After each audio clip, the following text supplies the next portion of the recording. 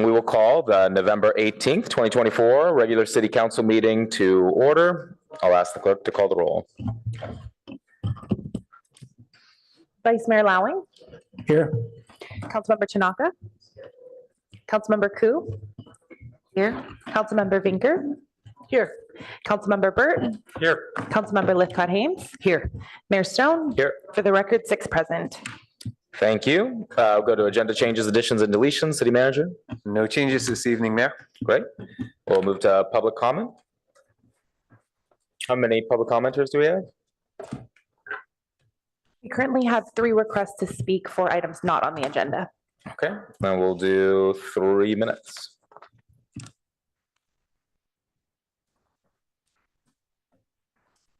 Our first speaker is Lisa M.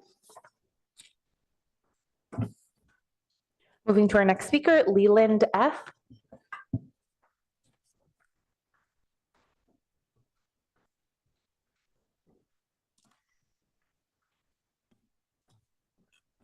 Good afternoon, council members, Mayor Stone, staff, and members of the public. Leland Francois is my name.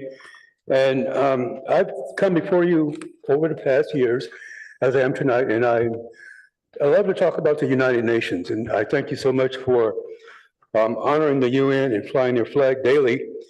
And my concerns today is that the public lacks information, current information, on the day-to-day activities of the UN.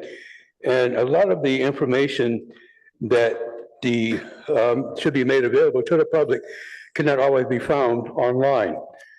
As an advocate for the UN locally, I'm the owner-operator of Ravenswood Garden Kist Products. And I have developed a product for the UN in their interest and have gone as far as to receive an official United Nations procurement number from them.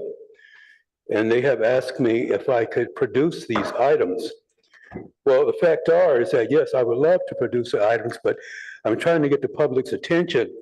And it's very, very difficult when we're living in a digitized system and everyone is communicating on some platform or another. But I've got some ideas, and it just came recently.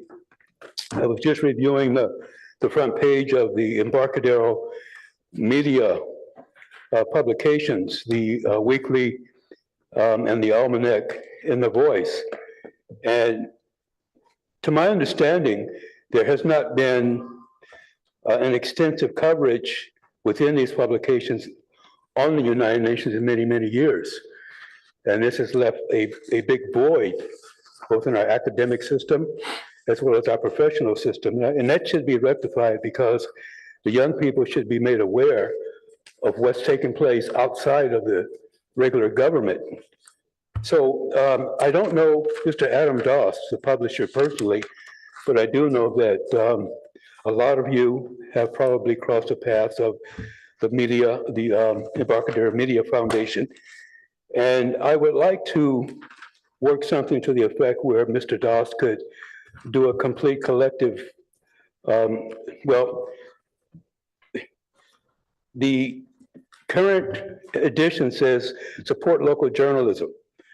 And I would like to see a complete spread done on the public, within the publication on what's taking place here in the city of Palo Alto, Los Altos Hills, and all of the communities that has fallen within the jurisdiction of the United Nations, including Ravenswood. I'm trying to get support in the fabrication and— Your time is up. Thank you. Excuse me if I may just go a couple more seconds, if you don't mind, with permission from the council. I am trying to— Your final sentence. For now, but I am trying— let me say one thing, that if I could get some input and some help from this council, I really would appreciate it. Thank you. And I'm asking you. Your time is up. Thank you. Our next speaker is Avram F.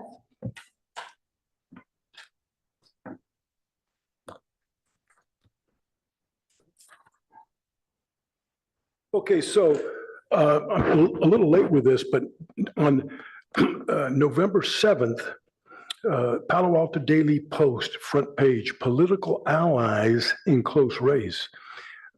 somewhere in the article, Bert, 72, took some shots at George Liu, soon to be seated as Palo Alto's next city council member, in a phone interview last night, calling on him to be transparent about his policy position. You know, that's a new low, Pat. I know you like to, in my experience, you're a bully with your fellow council members and certain members of the community. So I find it odd that you're already starting down the path of bullying another Asian council member before he's even seated. What's the deal there? I don't get it. I can tell you though, Pat, if I see you doing that, I will call you out every single time you do it. You can bet, huh? You can bet. So what's up with that? Now, but since we're in that place, let's talk about Keith Reckdahl. It looks like he's going to be on the city council. And I'd also like to hear what he has to say. I'd like to see what he has to say about whether, since he'll be a new council member, whether he will open up the question of should you all be discussing the ceasefire resolution? Keith has not been willing to speak to me or reach out, but I would find it improbable that he would. I've checked out the website of the synagogue that he goes to, just like the vice mayor.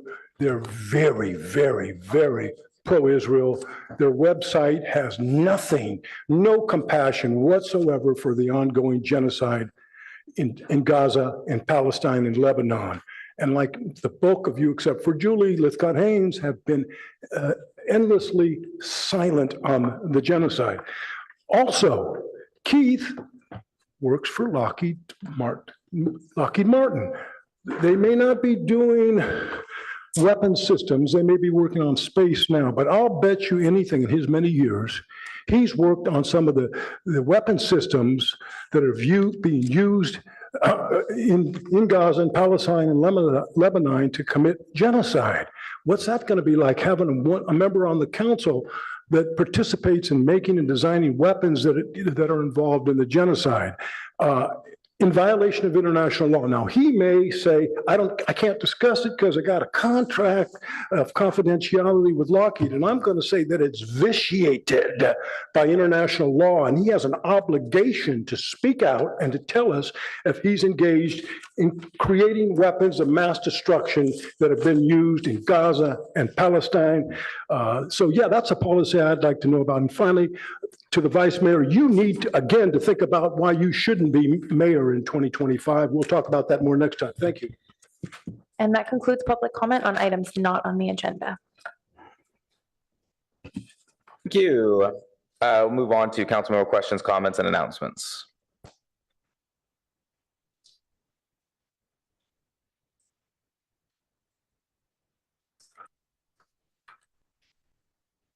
All right. Seeing no lights, then we will move on to our study session. Item 1, a semi-annual city council discussion with the independent police auditor. Turn it over to staff. Thank you. Let me ask our independent auditor to join me at the staff table here as we make the, thank you. I'll let you get set up for a minute. Take your time. As we make the transition, let me do a quick introduction on this item and just state perhaps primarily for public awareness for the context for this study session that the City Council has twice a year with our Office of Independent Review that functions as the independent police auditor. As stated in the city's agreement with OIR, the purpose of this study session is to discuss trends in criminal justice and policing, policy and training matters, recommendations made by consultant, and other city council concerns. Consultants' conferences with city council are not for the purpose of elaborating on published reviews of specific incidents and shall not include discussion of personnel matters prohibited by law. So as a result of that, or really in recognition of that last point, we have a somewhat unusual format for the way we do these sessions. couple of weeks ago, we issued a information report that included OIR's latest review. And again, tonight, we have the discussion with Mr. Giannakko and Mr. Connolly as a means of discussing these more general topics that the council has expressed interest in discussing periodically. So just wanted to reinforce that and recognize that while, again, we'll be talking about general trends and any recommendations that the OIR group has prepared for the city, we will not be discussing any specific incidents. That said, also wanted to note for the council's awareness that our police chief was not feeling well today. So we have Captain James Reifschneider here representing the Palo Alto Police Department and available to respond to any questions that go to the department. With that, Mr. Giannakko. Thank you, Mr. City Manager. Good to see you all this evening again. We are here to present our impressions after our most recent 6-month review. And I'm going to start the discussion by turning it over to my colleague, Steve Connolly. Good evening, Mr. Mayor, Vice Mayor, and members of the council. Steve Connolly for OIR Group, and we're very happy to be back and have the opportunity to present to you tonight. Next slide, please. So as Mike was saying, we've been working in the capacity of independent police auditor for the city for several years now. And we have semi-annual audit reports. As the city manager pointed out, the purpose of those reports, we talk about specific cases that have occurred during the review period. And in this case, it was the first half of 2024. But the underlying goal for the public presentation, besides the accountability and transparency piece from the context of the published report itself, the larger point here tonight is just to talk about some of the general trends and certainly some of the recommendations that we've had, things that we've observed, our interactions with the department, and certainly to answer any questions that you council members may have. Next slide, please.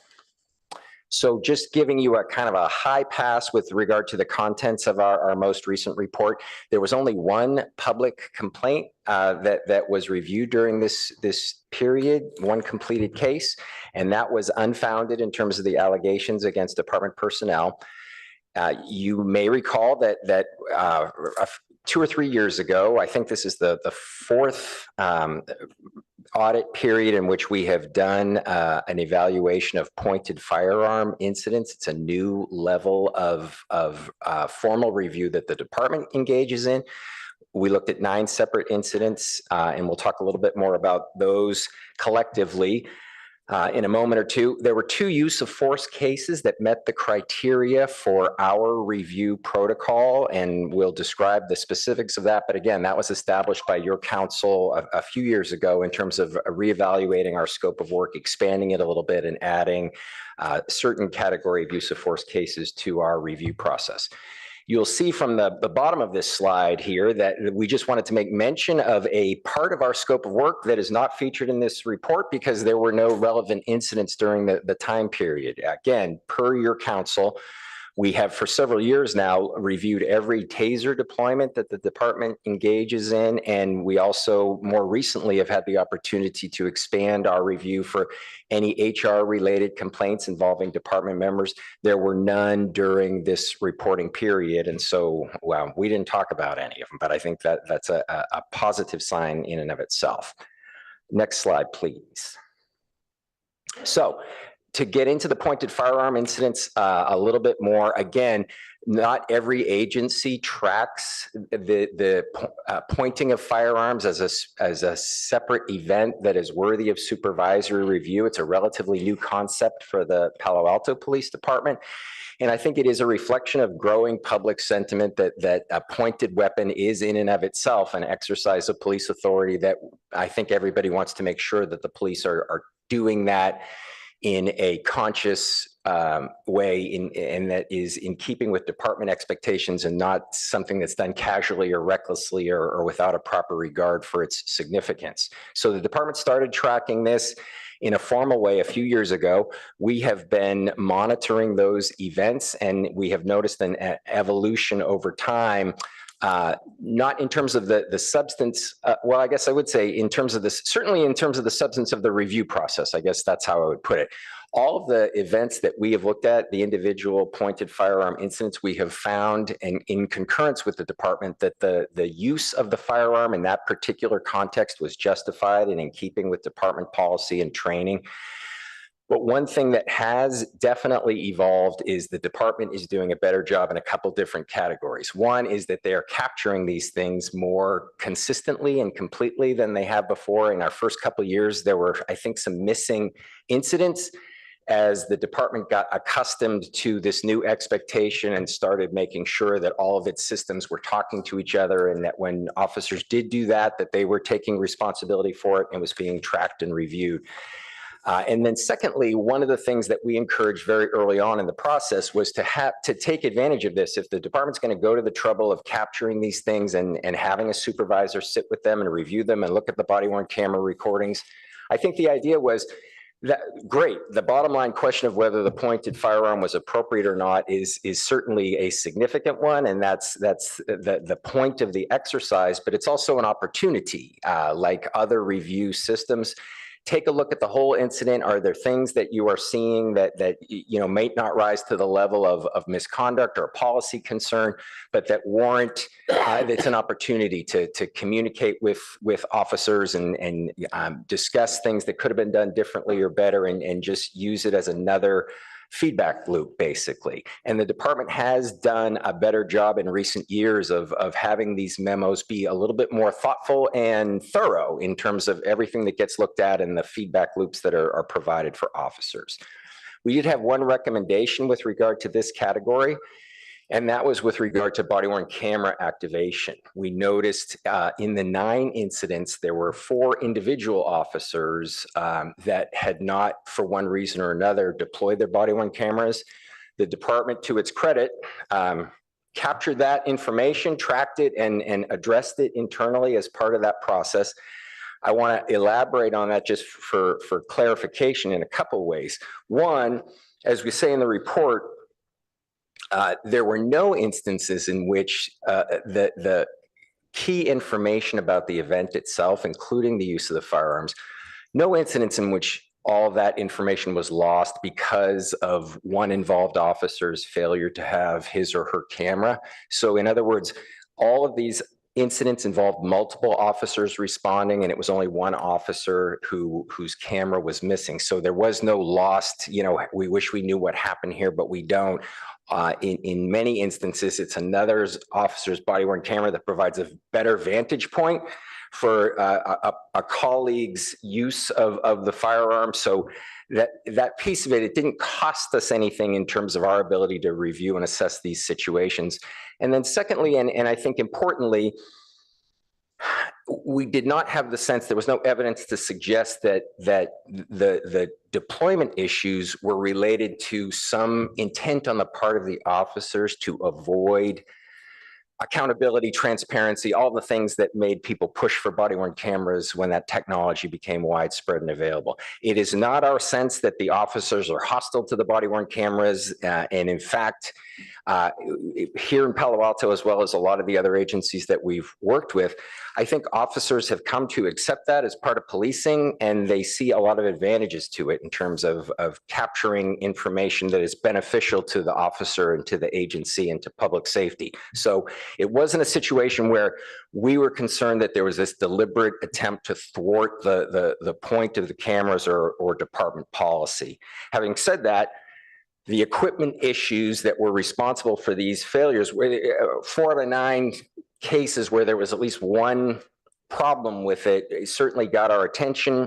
We raised it with the department to say, what's going on here? And we encouraged the department to pay additional attention to it. And we're pleased to say we had the chance to meet with the department today. We've talked to them about that since our first draft of the report was circulated. And I think the department has taken some concrete steps to address some of the technological or equipment related issues that have contributed in these cases, and maybe some other incidents as well, contributed to battery failures and other issues where the officers didn't have the equipment ready for use in the intended ways or the ideal ways. The department has addressed this in a lot of different ways in terms of focusing on it in briefing, making sure that everybody is doing everything they can to make sure they're charged up and ready for each shift. Maybe more importantly, they have moved to a new platform of technology. They're replacing their old, outdated, kind of tired cameras. And our understanding is that in January, they'll be getting new cameras that should go a long way towards eliminating some of the situations that we addressed. So our sense was that the department, it wasn't like the department was surprised or put off or defensive. They recognized the problem as well. And I think that some useful steps have been taken to address this. We'll look forward to seeing the results of that as the new camera system becomes available next year. Next slide, please. And then turning attention to our next category, again, use of force with injury is one of our expanded scope of work categories. As our contract with the city that again was put together by your council 2 or 3 years ago, in terms of the criteria for our review, it's medical attention beyond mere clearance in the field. So that is the bar. And there were 2 separate incidents that got over that bar and that we took a look at during this particular review period. One of them was a relatively minor shoulder injury during the booking process. In fact, there was some discussion about, does this count? Should it count? But the department erred on the side of caution and presented it to us anyway. It was a relatively minor injury, but we did have the chance to review the takedown that resulted in the injury to the subject's shoulder. And again, we agreed with the department that that use of force was consistent with policy and training and justified by the circumstances. The other incident was a little more complicated. It involved a barricaded suspect, and Mike did an extensive review of that case, and I will turn it over to him to talk about that in a little bit more detail. Mike, take it away. Next slide, please. Thank you, Steve. Just handing off. I'm not going to go into detail about this incident because it's all in the report, but the bullets sort of set out the incident itself. It was a significant incident. I would just reiterate what Steve has already said, which is under the former protocols, this case would never have come to us. But as a result of our expanded scope of work, these are the kinds of cases that are now coming to us, which means that we have an opportunity to evaluate the department's response to these incidents. It also means your public becomes more aware of significant incidents that occur over the course of the 6-month period that they would not have been aware of had that scope not been enlarged. And I'll just leave it at that because we're not focused on one particular incident, but I think that's an important outgrowth of the expanded scope of work that was provided to us by you all. Could we go to the next slide, please? I'll focus on the recommendations, however.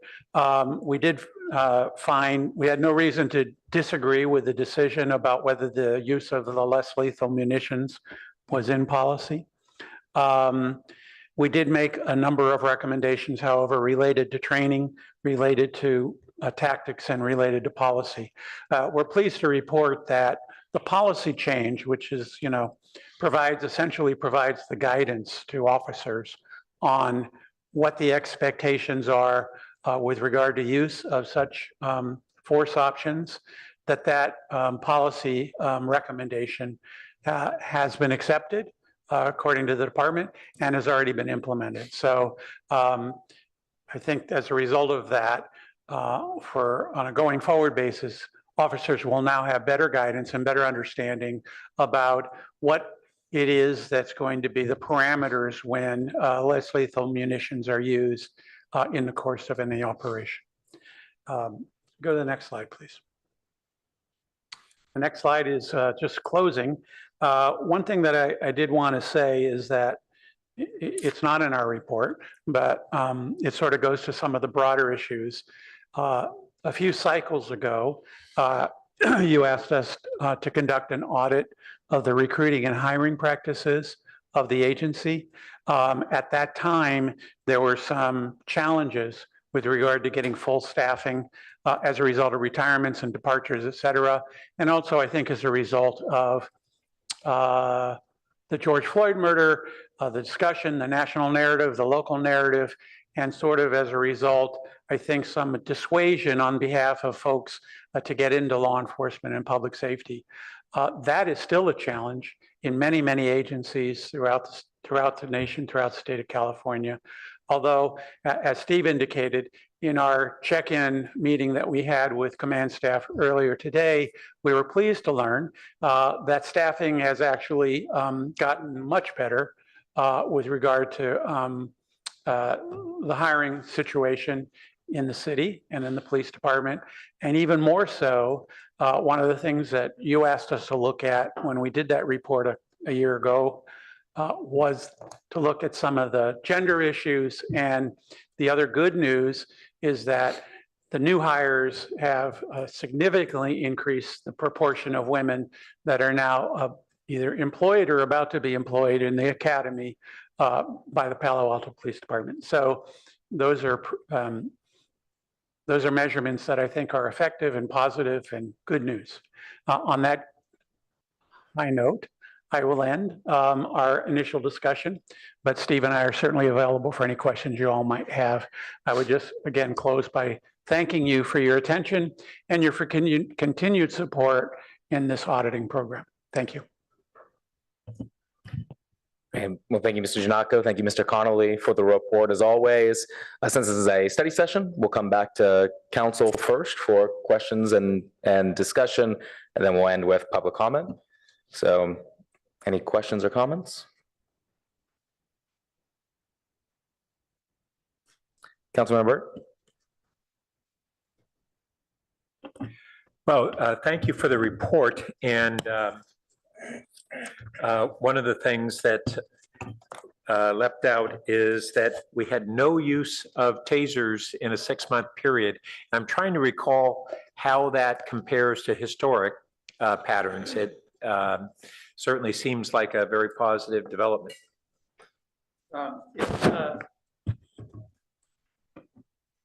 The taser is an important piece of equipment on any officer's belt to have in appropriate cases, but couldn't agree with you more, Councilmember Burt, about the fact that there are no deployments is actually, good news. It's been true for a few cycles now, actually. Although if you look at the course of the times over the 12 years or so that tasers have been authorized by you all, that it's usually been only 1, 2, I think 3 was the highest we ever got to over any particular year. But 0 is a good number. Last year it was 0. That's also a good number. So it's great that officers are deployed with this equipment, but it's also great that they haven't found an occasion where they need to use it. There are a number of theories that could be made. It could be just, that's the way it is, but it also could it could also be indicia of using techniques like de-escalation, et cetera, instead of going to that more significant force option as what's going on here. It's too early to know, and it's almost impossible to sort of suss that out, but we like the number 0. Yeah. We agree with you. Well, and you point out that I know that the chief and the leadership of the department and department as a whole has been really diligent on the last several years working on training and implementation of de-escalation practices, and certainly that's an encouraging sign. And then I was glad to hear your explanation on the incidents where there was non-deployment of cameras, that some of it may actually be technical as opposed to training or otherwise. So that's encouraging to hear that. I did note that and I had read recently on the county-wide re-rollout of the trust program, that one of the things that is now making that program more effective is not having a series of kind of phone tree actions that were necessary. Now there's a direct line, and maybe this is a question for our captain, is Do we have a direct posting of that number now on our website, and do we promote it in different ways? Captain Renflesh, I think. Thank you for the question. The short answer is our resources page does not presently include that direct telephone number to trust. And I'll explain what our thinking is in not presently including it. So oftentimes what we find is that the folks that are in most need of trust may not know that trust is what they actually need, or in fact, the folks who may call trust thinking that that's the resource that's best suited to them, it may not actually be. And so the 988 number, which I hope everyone in the community is familiar with, while it is, as you say, a bit of a phone tree, the goal behind 988 was to have an easily rememberable, easily digestible number that folks could call for a variety of issues involving particularly mental health concerns without needing to know in advance, do I need do I need a PERT officer? Do I need trust? Do I need mobile crisis, et cetera? And so by calling 988, they're reaching someone who has the ability to do that triage and figure out what resource is actually best suited to their need and then push them directly to that resource. So now it's merely a two-step. You go to 988 and then you go hopefully directly to Yes. whoever provides the appropriate Yes. service. Yes, sir. Okay, thank you. Councilmember Vinker.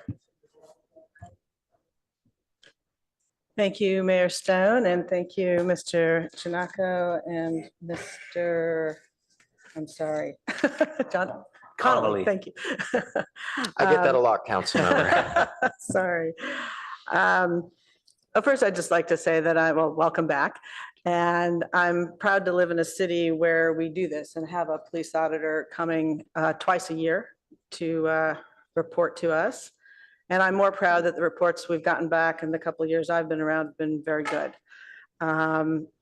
Any police force, any body is going to be imperfect, and ours is no exception, but the level of scrutiny and transparency that we request, expect, and demand here hopefully is a tremendous force in providing both our residents with more confidence and hopefully also deters those who don't want that transparency from seeking to serve in our city. I was also very glad to see you note that the police department has been very cooperative in these efforts. And I'm sure that it helps with the prosecution and defensive, so the prosecution of cases that make their way out of Palo Alto to the DA's office. We have the twin goals of preventing crime and prosecuting those who perpetrate the crimes we can't prevent. So that part about being able to assist in that is really important. As long as it's also done in a fair and equitable way. And so that's why we're glad you are here. So first I have a general question. You had a number of recommendations in your report.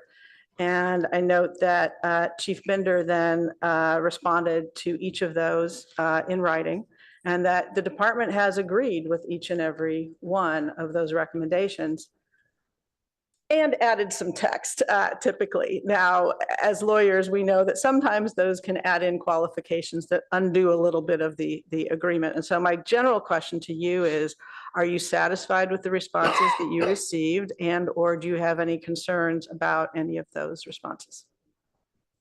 Thank you for the question and appreciate the comments. Yes, is the straightforward answer, but I will elaborate a little bit. When we make recommendations, we are not intending to tell the department, with some exceptions, but usually not in a position to tell the department how most effectively to implement them.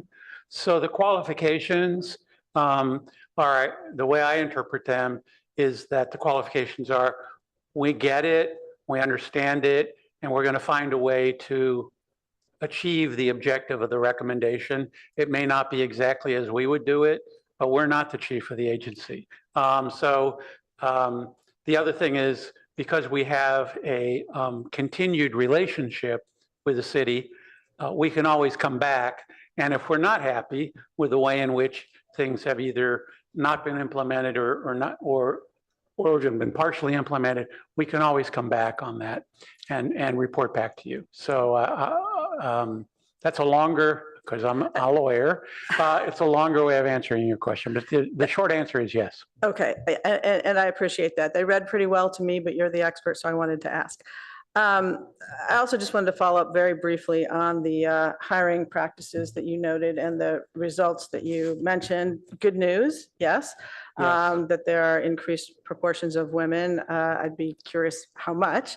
But I also want to restate something I said previously when you were here, that really it's lovely to hire in. I've done that in a lot of businesses, but retention is the name of the game. And that is harder. And so hopefully that's something else that can be borne in mind, both with your audits and with our department, is what we do to mentor, train, and retain women and other diversity in our force. One quick specific question, because my time's just about up here. I was also glad to note that the body worn camera use is getting better, and Councilmember Burt asked a little bit about that. And one of your recommendations was that more should be done to ensure use is meeting expectations, but you just reported you met with our department today.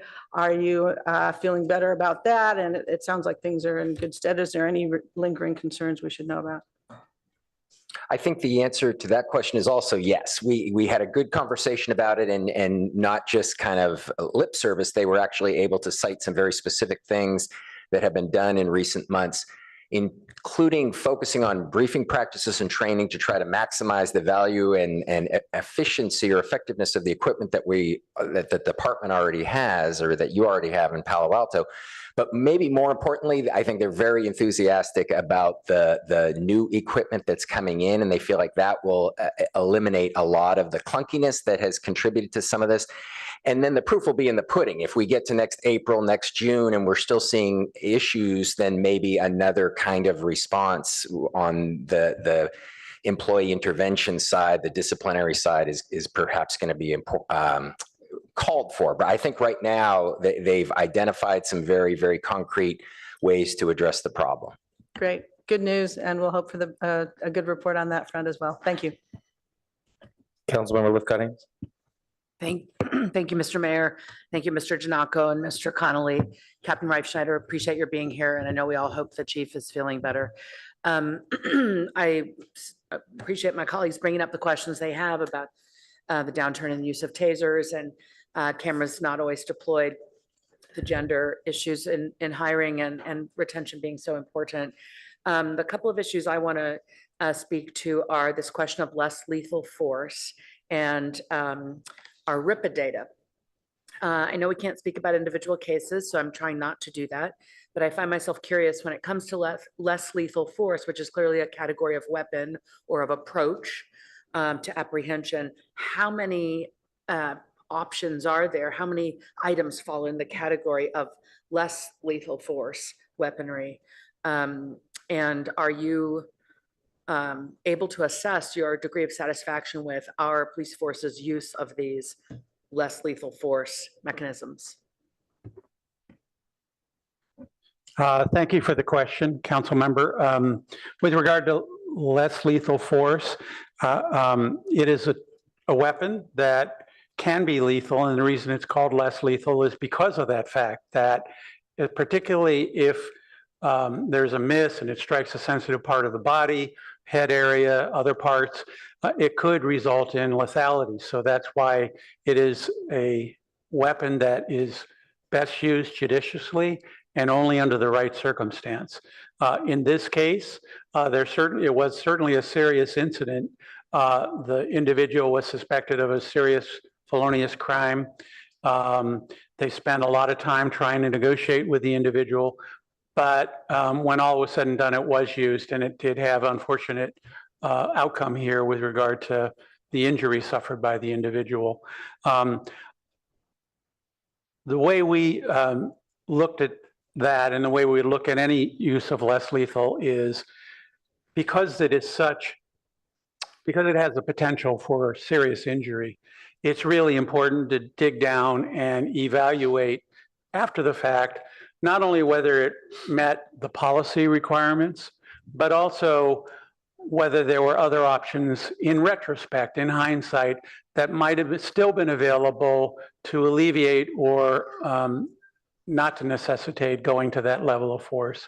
And that's what, that's what the crux of our recommendations were, is after the fact, be more thoughtful and play the darn what if game. What could we do better? Could we have done anything better? You might come to the same conclusion that this was the only option at that point. You might come to that same conclusion, but we thought it would be better and more helpful that the department dig a little deeper into that kind of analysis and evaluation. Thank you. Would a taser be an example of less lethal force? A taser is not at that level, but it's close to that level. Okay. I'm really out of my depth here in my questions in this regard. Sorry about that. A rubber bullet, is that a less lethal? Yes. Rubber bullet is a euphemism for all kinds of devices that use a long weapon and are shot at people. It can be a beanbag. It can be, they're not really rubber, but the layperson's term is rubber bullets. These became really problematic after the George Floyd protests. And as a result of that, we actually did an after action for the city of San Jose in which the use of less lethal was very problematic, and we wrote a big public report about it. As a result of that, there have actually been restrictions on the use of less lethal munitions in the protest context because indiscriminate use of the less lethal, when you have a bunch of people, some peacefully protesting and others who may not be, you run the risk of unintended consequences and injury. So there have been restrictions on that. The case that we cite was not that, but it also speaks to how important it is to be very careful and judicious about their use. Thank you. In my remaining seconds here, I just wanted to acknowledge that in the report, or it might have been the chief's response to the report, he notes that with regard to use of force cases, 3 of the suspects were Black, 1 white, 1 Hispanic, 1 other. And in the firearm pointed at cases, 3 were Black, 3 Hispanic, 2 white, and 1 Asian. These are obviously very small numbers in the aggregate, and yet they are disproportionate to our population, particularly when it comes to Black and Hispanic. It got me curious about the bigger picture, and I love the fact that our website, city website, has the RIPA data, which for those who don't know stands for Racial and Identity Profiling Act, and it really allows you to look at a city's data around police activity sliced and diced by race. And my question for whomever is responsible at the city for putting that together is there a way to make the action taken segment of the dashboard a little bit more transparent? Right now, there are 24 different actions that can be taken, and under action taken, just the number corresponding to 1 through 24 is listed. So if there was a case and it was, action taken 6 and action taken 20, action taken 1, action taken 9, you can't say for number 8, for example, is firearm pointed. You can't just search for number 8 and get that data by race. And so the action taken piece of the dashboard seems to be the least user-friendly if you're really trying to drill down and understand who is impacted and is any group particularly disproportionately represented one way or another when it comes to specific action taken. So Captain Reifschneider, I don't know if are you able to address that? The dashboard, or is that city manager? Let me ask certainly don't want to stop the captain from responding. I do perhaps offer the perspective that as you point out, council member, we have actually done an extraordinary job in trying to make that data available to members of the public generally. And so that said, I think it is equally somewhat, what's the right word? perilous to draw conclusions from the data in its raw form. So as a result, we are doing some ongoing work that I'd like actually Deputy City Manager Chantal Cotton Gaines to speak to, that perhaps can provide a better context for how what we're doing with that data and how to try to make it more meaningful. Thank you. Good evening, Chantel Cotton Gaines, Deputy City Manager. As Mr. Shikata said, we're working with the National Policing Institute through something called the Knowledge Lab at the federal level. It's our opportunity to have us be able to research a little bit more of what our data is telling us, giving us the opportunity to understand what types of questions that we can answer given the RIPA data. They will be spending some time looking at the dashboard itself based off their work nationally and seeing the dashboards that are available, offering us some suggestions as well of maybe ways we can make our dashboard better. And their report we're expecting to bring to the City Council in early 2025, and that will be another opportunity for us to dig a little bit deeper. We have the opportunity to look at 2 years of data, all of the 2022 data and all of the 2023 data, and see if they can offer us just ways that we can try to dig deeper and be able to understand those outcomes and things of that sort that you're alluding to, Council Member. Terrific, thank you. And I note that the RIPA data, of course, is only right now 2022 and 2023. This is a fairly new opportunity we have to have access to these data. When do we think the 2024 will be aggregated and up on the dashboard? Typically, and this is one where I will look to our police department folks, it's around April. So once we close the year, when we being the police department close the year at the end of December, then they're doing review of the data, making sure that it's in the way that it needs to be submitted to the DOJ. And then we get that sort of certified and sent over, and we get it back and get the okay to upload it around April. Thanks, Ms. Cotton Gaines, and I apologize for going so far over time, Mayor. Thank you. Thank you. Other questions or thoughts? Councilman Ku? Good evening, Mr. Janako and Mr. Connolly. I wanted to find out, does the SWAT team also wear body-worn cameras when they're going out? When they're out? So I'll address that. Yes. Yes. So that was actually a change we made a few years back because we had previously, due to sort of, as you imagine, they wear a lot of gear and we don't want things getting in the way, but we saw this as an important change. And so for the incident that was reviewed here involving the Sage, those officers were wearing body-worn cameras as required by policy. And then does the training involve use of the Sage? Does the training involve also training officers to shoot at a certain area? Yes. So as Mr. Janako alluded to, with any less lethal type of munition or weapon, the reason we refer to it as less lethal is that were you to shoot at the wrong area, for example, the neck, the head, et cetera, the groin even, it can have substantial injury that results. Generally speaking, with that type of impact weapon, the target area is the midsection because it's effective in terms of delivering force while not generally being lethal. Okay, that's good to know. I was just wondering if the training is involved in where to shoot and that. Obviously, I also wanted to make a comment in terms of having the body-worn cameras. It really absorbs the department, the person involved, and also the city in a lot of the issues and matters that take place. So I think also looking at the particular incident, the circumstances and the situation is also important as we're looking at the audit.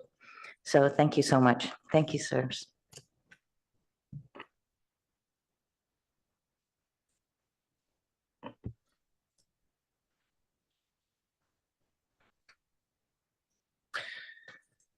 Okay, seeing no more lights, just got a couple questions. So 9 documented pointed firearm incidents.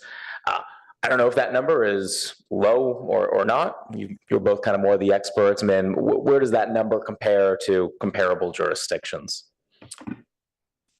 So I would say that Comparable jurisdictions is a relative term, right? It's actually a very low number compared to a lot of the places where we work, but I think there are a lot of factors that go along with that. I would say that what we have seen is a slight increase from marking period to marking period in the 2 or 3 years that we've been doing this.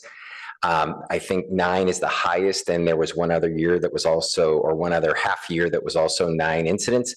But again, that is not at all a large number. And I think more importantly, the question becomes, 9 would be too many, 3 would be too many, 1 would be too many if there was a huge problem with the reason it was done or how it was done or whether it met the department's expectations or not. So the number is not high. It is, and to the extent that it has grown a little bit here in Palo Alto from marking period to marking period since we started doing it and the department started tracking it, I think it's more a function of better record keeping actually than a change in officer behavior. Yeah, I mean, that's kind of my intuition of it as well. And it doesn't seem like a large amount. And I would imagine that this is not something that many cities probably do require as far as an IPA report, the pointing of the firearm. I think it's a great thing that we do that. I think reviewing the cases, they all seem pretty reasonable. I think there was one, and that you covered as well, that questionable, but glad to hear that the department followed up on that. I think my greater concern is the several incidents where the body-worn cameras were not activated, but appreciate. And I think it was nice being able to read deeper and understand. I think there were some circumstances where it was understandable and excusable. I mean, if you're making a decision to either get to a call or run back and get your camera, I think the right decision is to get to the call to be able to provide that service, and especially when there are other officers out there with their body-worn cameras, and having the explanation from you explaining that we actually didn't lose any valuable evidence there was helpful. And as always, appreciate the police department responding in writing to these recommendations. And I don't think I've seen a time yet where the police department has disagreed or has really pushed back on your recommendations. So this collaboration is really meaningful. I think it's creating a better department and stronger police officers. I think this is a department that we should all be very proud of. But this is a 6-month time period, 1 public complaint that turned out to be unfounded, incredible. Only 2 use of force cases that rose to your attention, and no taser deployments. These are statistics that show a professional, well-run police department. And I think one of our great weaknesses over the years has just been our staffing issues that we've been really kind of struggling to address, and trying to further diversify the department so it looks more like the community that it serves. And really glad to hear that some of those efforts and investments are paying off. So big appreciation to you being able to provide that watchdog function, and of course to our police department that continues to serve us in such admirable ways and keep this community being one of the safest communities in California. And we were acknowledged for that this year. So kudos. Now, of course, we're not perfect. No one is. And I think this ongoing process and opportunity to be able to kind of continue to dive deep and really find out how can we just continue to move the dial here or there to be able to continue to tweak and make us better is a great exercise. So thanks for being here and for the work that you've done. All right, we'll turn it over now for public comment. How many speaker cards do we have? We have 2 requests to speak. Okay, do 3 minutes.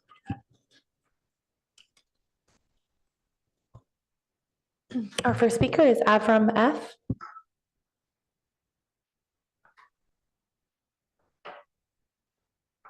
So one of my concerns has been that when Mike and Steve come into town, that they spend a lot of time with the command staff and not enough time with the community. But they did come to my home about a year ago after I made that complaint, and we spent an hour and sat down. Mike and I adamantly disagree about tasers. It's a deadly weapon in the context that it's almost always used, and that's on unarmed people, okay? The PERF, the Police Executive Research Forum, makes it very clear that the weapon is even too dangerous to use in training exercises. They recommended against that. 214 Model Policy footnote number 11, okay? And I've given you a letter that I wrote to Mike, which back in June, after NAACP, the Coalition for Justice and Accountability, and DBUG met with OIR, Mike and Julie. Steve wasn't at that forum, but we went after Mike very harshly, and I think appropriately so, for being an advocate for tasers. And that, it really makes it hard on the community because there was a lot of criticism. You've got a $7.5 million contract with the Sheriff's Department. They do a lot of work, but their independence came into question. And what I'm asking you all for is that we have a study session where we have the community, DBUG, NAACP, Coalition for Justice and Accountability, that have been studying this stuff for many, many years. You're not getting the full picture, and I can't give it to you in 3 minutes. I would say, in reference to Julie Lithcutt-Haynes, council member, the RIPA data is only as good as what's put into the system. We're seeing some feedback in major departments. Officers are just simply not putting in truthful data. And you got to be careful about looking at that, okay? Each department's different, but some of the departments, they're not putting in, if it's a black person, they put white, because they don't want to be criticized for that. So we have to be cautious. Just because we've got the RIPA data doesn't make it good. Also in this report, I read the report in detail, we've got some pretty foul-mouthed officers, and we were starting to work on that. And I can tell you as a public defender, you know, I do a cross-examination of a cop. They come in their beautiful, nice uniform, and they look perfect to the jury. I said, well, how come when you were out at the scene with my client, you threw him down with 5 other officers around him and said, get the fuck down on the ground, motherfucker. And you can't imagine how many times I hear my clients debased by law enforcement. They're 2 different people. They come in here in a nice looking uniform, and then they come and they curse my clients out like they're dogs, like they're not humans. Now, on the other hand, I go to 7-Eleven here in Colorado Avenue. I run into a lot of the Palo Alto police, and they talk to me about police practices. So I want to commend those officers that are willing to do that. Thank you. Our next speaker is Winter D. Winter Dellenbach. This lack of taser use was like falling off a cliff. It's just fantastic. This is great news. I don't quite understand it. Yes, it does coincide about the time that City Council approved of a vast suite of policy reforms, protocols, and I think they're really making a difference. We also have new leadership, well, no longer new, but right about that time, new leadership in the department. And I think we are seeing some of the fruits of that. And I also think our officers I'm hoping, and I think I'm seeing that we're somewhat united in becoming better. And I think this is really a significant report because I have the use of force reports going back for years, and the taser use stopped a couple of years ago. It's remarkable. The body worn cameras, I do want to say I'm really happy. I didn't know we were getting the new cameras at the beginning of next year. These will have the longer battery life, easier to use, and that may take care of, pretty much all of the non-usage or late usage. But I think we have to keep an eye on it, and in a year and a half, really think about it again and going, well, what's being reported here by the chief in his use of force reports and the IPA's reports and the use of cameras. So that's to be continued. About the RIPA data that was brought up, this is in state law to provide all of this information. And yes, it is a matter of officers self-reporting. So we rely on the integrity of officers. But I have a question about that, probably for the city manager, is I thought that I had read, because I get lots of information about this stuff, that the contract ended with the contract analyst at the end of this year. In December, it ended. And I'd just like that clarified. And at some point, a report on what did we really get out of it, what the recommendations were, how we're really going to make use of it, et cetera. Because the data is so, there's so much of it, and it's broken down in so many, which, thank you very much for everybody that put work into that. I haven't heard if the PERT program is going, the county mental health program, when an officer and a mental health worker rides along here in Palo Alto, it's been inoperable due to staffing for a number of years. I'd like to know the status on that. The trust program is fantastic. I've used it a couple times when I see people. I had a really hard time accessing it Your at time first. is up. And I'm not, anyway, thank you, Mayor Stone, because you were one of the people instrumental in getting that program in place. And this is mental health aid without a police officer riding along, which can be very, very helpful at times for many people. And I have more to say, but I can't say it. That concludes public comment on study session item 1. All right. Thank you, everybody. Thank you, Mr. Giannakko. Thank you, Mr. Connolly. We'll see you next time. Thank you very much.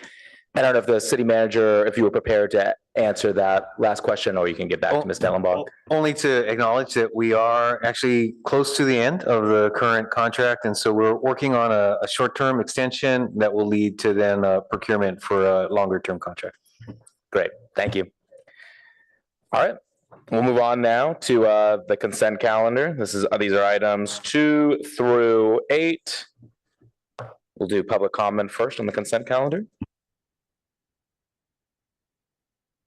No hands are raised and there are no requests to speak on consent calendar items. Thank you. Do we have any no votes or requests to pull on the consent calendar? Councilman Tanaka? No on 3 and 4. Do we have a motion to move the consent? Second. Moved by Councilmember Burt, seconded by Vinker. And you can call the vote.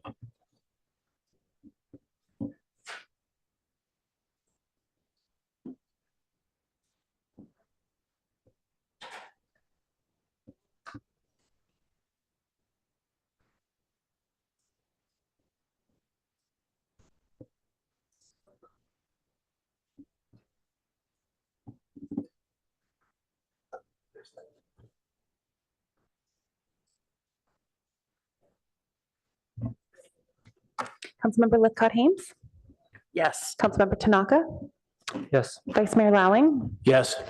Councilmember Burt, Yes. Councilmember Vinker, Yes. Councilmember Ku, Yes. Mayor Stone, Yes. motion carries. Thank you. Councilman Tanaka, you'd like to speak to your no votes? Sure, thank you. So on number 3, in general, I like the idea of what this is trying to do, which is electronic media, which is good. But my main issue with it is an entire staff report. It doesn't talk about the use, like it talks about the increase of use, but it doesn't talk how much use. So I was trying to calculate, well, what is the per use data? Because I'm trying to compare it to other services like you get on off of Amazon or other places. And that comparison was impossible to do because it didn't talk about how much usage there was last year or last time this contract was around or this time. And so it seems to be a significant omission in this staff report, and I hope staff can do better. I think, we're trying to evaluate whether this is a good deal or not a good deal. I think this is a fundamental omission. So that can't support number 3, although I do like the idea. Number 4, I do actually agree with an increase given the data that staff provided. So I think that makes sense. And I don't have an issue necessarily with the junior museum numbers, but it's all bundled together. So I have to vote on it as a whole. But for the utilities director, I think of all the positions in the city, except for maybe the city manager, I think this position is really great to be based off of some sort of variable. Because for utilities, we look at uptime, like how often are the power outages, right? We look at costs, right? There's some really clear metrics we could set up. And I'm actually would be okay if we had a variable for this position that's even higher than the proposed 5% that's listed here. That can maybe attract higher caliber talent, but also tie their pay with servicing the community in terms of making sure the costs are under control and making sure that we have good uptime. So I think the unfortunateness here, but in general, I do support the Junior Museum employees. Thank you. I'll turn it over to city manager comments. Thank you, Mayor. Thank you, City Clerk. Let's go to the next slide, please. Let's see, just might be an interesting or a note of interest. There have been a number of discussions recently related to driverless vehicles. And as it happens, over the past roughly week, we've been notified that two local companies, Neural and Waymo, do expect to start operating their vehicles without drivers here in Palo Alto, as well as other nearby communities. I think community members are probably very accustomed to seeing Neural and Waymo vehicles with people in them, or at least in the driver's seat. And so moving into this next phase of their operations, there may not be people in the driver's seat. Even that term may be antiquated. But in any case, so for general community awareness, also that this is an activity that's regulated by the state of California through the DMV, the Department of Motor Vehicles, as well as the Public Utilities Commission. And the city does not have authority over the where and how driverless vehicles, autonomous vehicles are operating within the state. So really simply wanted to make that awareness available for our community members. Next slide, please. Do want to also share for those that are visiting our city hall that you will see new faces at the windows in the lobby here at City Hall. We now have additional staffing that are what we're calling our City Hall Lobby Help Desk and available during business hours, 8 a.m. to noon and 1 to 5 p.m., Monday through Fridays, in order to assist anyone who comes in not sure what they're looking for or where to get what they're looking for. This will be in addition to the virtual desk that we have in the lobby, so provide a human interaction for anyone that needs help, again, here in our City Hall lobby. Also, just wanted to reemphasize that we continue to have online services as well as by phone, by appointment, available 24/7, 365 in many cases through our ongoing both website as well as online services. Next slide, please. Also want to acknowledge and thank the residents that attended our workshop last Wednesday at the Palo Alto Arts Center with staff involved with storm response. We also understand we're expecting some weather this week, that this workshop was helpful to provide both tools as well as information and interaction with staff that are involved in both preparedness as well as response to any storm and flooding activities. We have posted another community update that has this information as well as specific information about both the Newell Road Bridge replacement project that is working toward initiating construction in the next summer of 2025, as well as additional tips and tricks available on our city website, cityofpaloalto.org/storm readiness reminders. Next slide, please. Then also a reminder that we're gearing up for supporting local businesses through our Uplift Local holiday promotions. This is our annual program to support local businesses by reminding residents and anyone and everyone in Palo Alto that there are many, many local businesses that could benefit from your patronage, and to please think about our local businesses when thinking about gifts or celebration in the upcoming season. We've got both staff involved as well as, again, this online and availability of promotions that we serve as a clearinghouse for our local businesses. So if you know of a business that might be interested in participating, please send them our way. Also here at www.upliftlocal.org/holiday promotions. Information on how to sign up are available there. Next slide, please. Then just want to do a quick preview of upcoming city council meetings. No meeting next week with the Thanksgiving week. Then the following week, on December 2nd, we will have a discussion of a Coverly work plan, as well as a routine meeting, item related to weeds as a nuisance, a colleagues memo, and employee agreements. Then the following week on the 9th, also Monday, a study session with your community survey results, the University Avenue Streetscape Project, and the report from the Policy and Services Committee on City Council member reimbursements. December 16th, your last meeting for this calendar year, the study session on with ad hoc committee report outs and next steps on the proposed downtown affordable housing on city parking lots. And then looking forward to your January calendar, January 6th will be your reorganization meeting on the 13th and the 21st. The 21st being a Tuesday, I believe, given the holiday.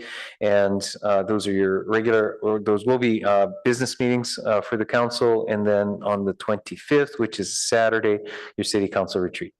With that, Mayor, back to you. Great, thank you. All right, let's take our break, 15 minutes. We'll be back here after that.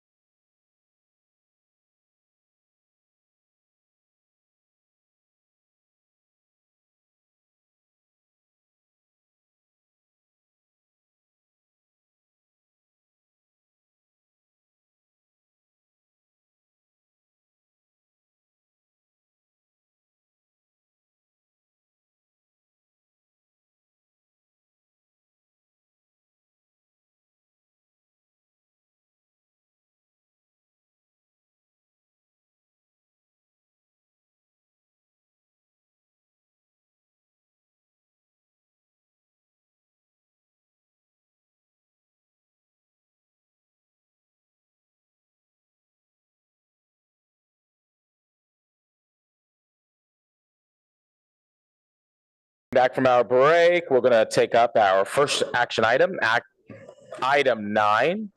First reading of an adoption of an ordinance amending the municipal fee schedule to modify the calculation for park, community center, and library development impact fees from a per unit to per square foot basis for residential development. Turn it over to staff for your presentation. Great, thank you, Mayor. Good evening, City Council. We'll have the slide deck up in just one moment. This will be a quick presentation, just put together a few slides to orient the commission and public on some of the information that's contained in the staff report. Next slide, please.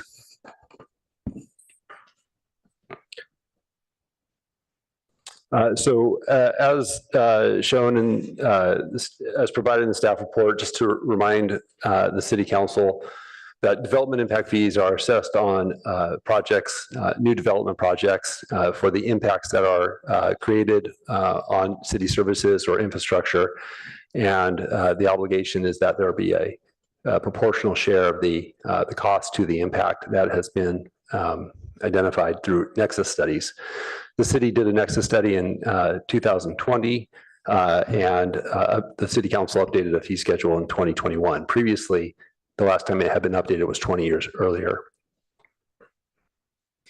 In June, the City Council directed staff to convert the development impact fees for the parks, community services, and library fees, which were based on a per unit standard, to a square foot basis. And that action is very discrete, and the sole effort that went into the analysis that is before you today. Staff did not look at whether the fees, didn't do a feasibility study on the fees, didn't update the nexus study. All we did was convert the existing fee to a per square foot basis. That work started earlier this year and was placed on your consent calendar a couple of months ago when it was pulled off of consent. Next slide, please. I won't go into any detail here, but this is just to show you what the fees were when the City Council adopted the updated impact fees in 2021 and what the current fees are today, broken down by single family housing types and multifamily. Next slide, please.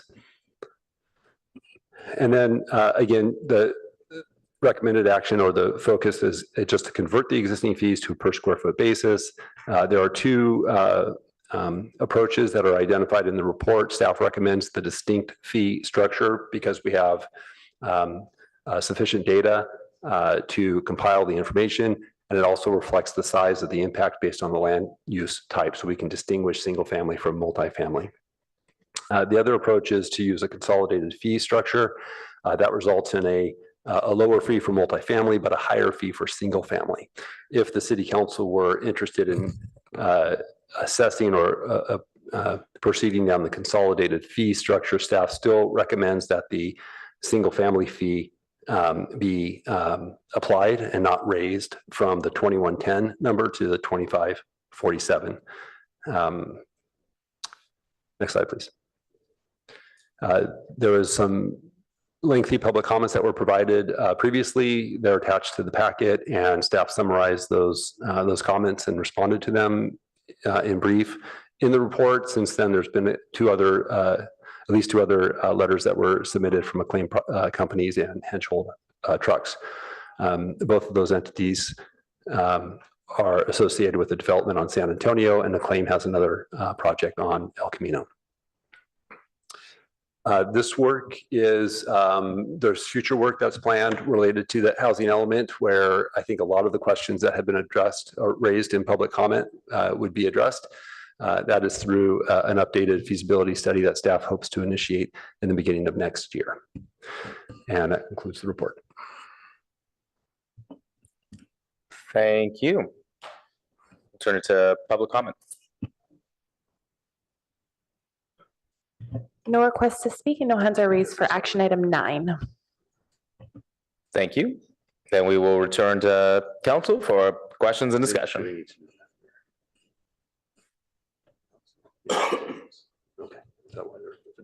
Councilmember. Okay. By default. Yeah, very quick. Anyway, a few questions. Are single-family home additions or scrapes and rebuilds included in these fees? So no, they're not. And the reason is because it's based on the unit and new units that are produced. So when a existing home is demolished and rebuilt, that's not a net increase. And when there's an addition, that's not a unit. So it's just the way that our fee system is schedule is set, that it's based on a per unit basis, not on additions to single family. Oh, interesting. Given that we're looking at square footage additions, so you could have a very significant square footage addition. You could have a very significant increase in number of bedrooms and therefore supposed occupants, but it wouldn't trigger any additional fees. Not under the current approach that we have, but as we look at again, because all we did was convert the existing per unit fee to a per square foot fee. So we would still look at it in the generation of a new unit. And, but with the upcoming work next year, we could certainly look at that. And I think in our report, we've also identified some other measures that we might want to consider as well. So it sounds like we couldn't adjust this, for instance, tonight to include that, those additions? Well, so I believe, and I would invite Albert Yang to join the conversation, but in essence, we've already charged the single family dwelling unit the fee, that we've already charged a fee on a per unit basis. Well, per unit, but now we're looking at per square foot, and we haven't charged them for those additional square feet. Well, understood, but if we see here that the averages of a single, so I'm just explaining a perspective on this, that we've already, if we know that the average size of a single family home is about 3,600 square feet, and the home that was built was, 1,000 square feet, and they're adding, another 1,000 square feet, that would still be in theory below the fee that we had assessed. So I'm not quite sure how we reconcile the fact that we've already assessed a fee on a per unit basis. Oh, I would assume that you could calculate it on a pro rata basis. So if we have a certain fee structure for a given size home, the proportion that is the incremental increase would be the proportion that we would charge additionally. Yeah, let me, I don't know if Mr. Yang is on. Yeah, great. Yeah. So that is a concept that we could implement in the future after we do additional analysis to support that type of approach. But right now, this is a fee that is supported by a Nexus study completed in 2001, and we're just switching from one basis to another. But the Nexus study is what we completed 3 years ago, and we did not look at additions or remodels at that time. So we would need to do a new Nexus study to support that. Yeah, just for record, you were clear on the second statement. It was 2021 rather than 2001, right? Yeah. Yeah. Okay. And we don't charge for ADUs either? Under 750 square feet, we do not charge the development impact fees. Okay. And the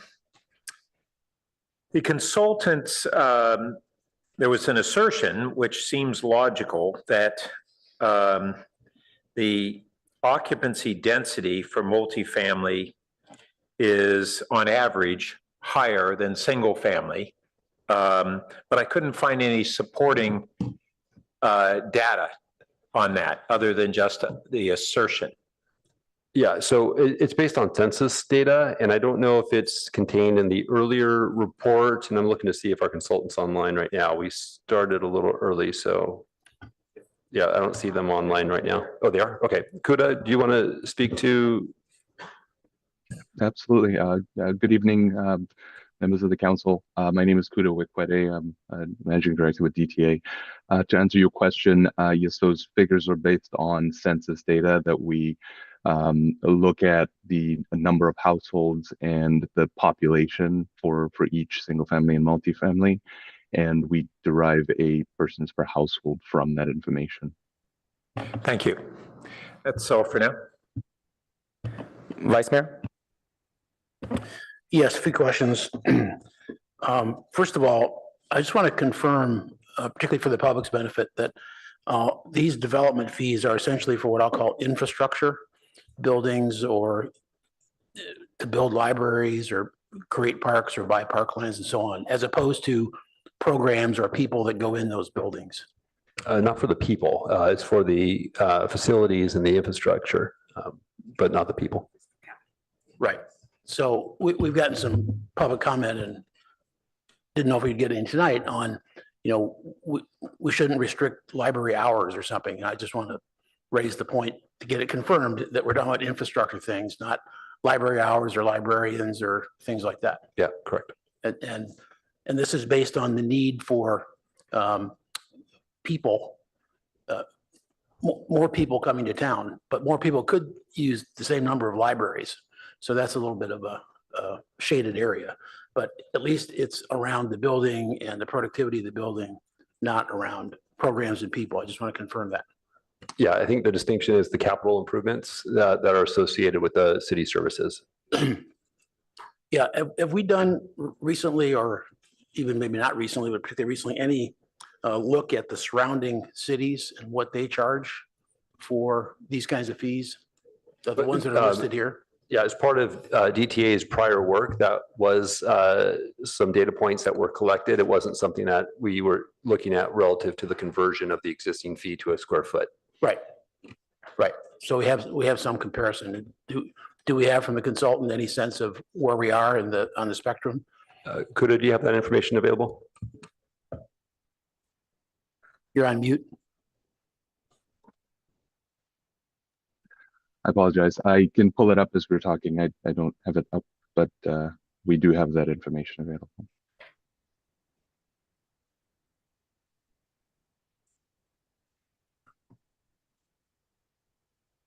Is it just give me a minute, or is it harder to pull up?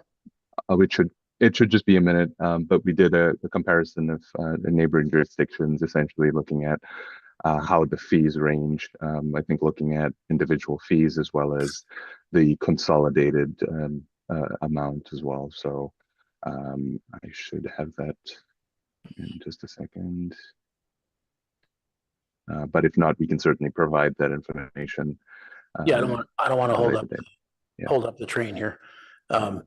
So because we're doing this immediate study soon, and we're committed to it because of the housing element and because we want to do it ourselves, this is, any way we look at it, essentially an interim measure that we'd be doing, because in a yearish kind of time frame, we're going to have new data, probably deeper data, more up-to-date data, and take a new look at this whole thing, right? So I want to help set the stage for our discussion.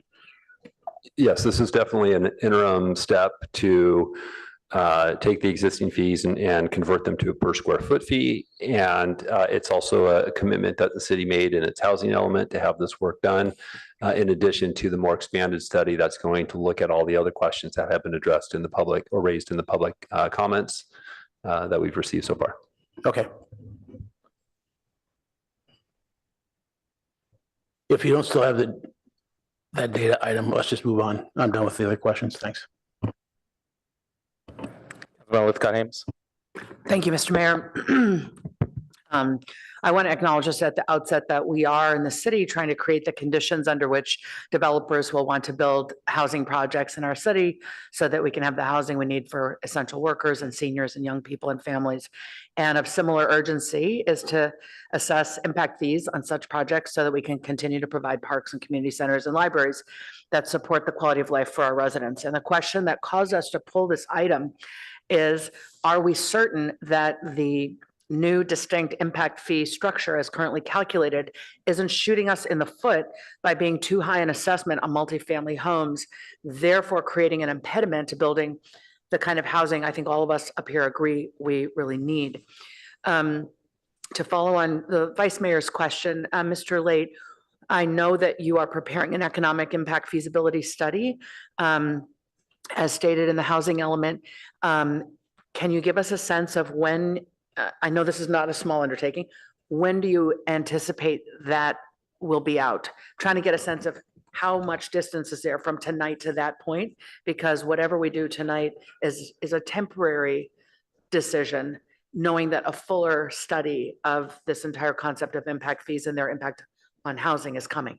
Yeah, and I think it depends a little bit on the level of analysis that we need to do. At first, as we framed it in the housing element, we were going to do an updated feasibility study to see how the costs were,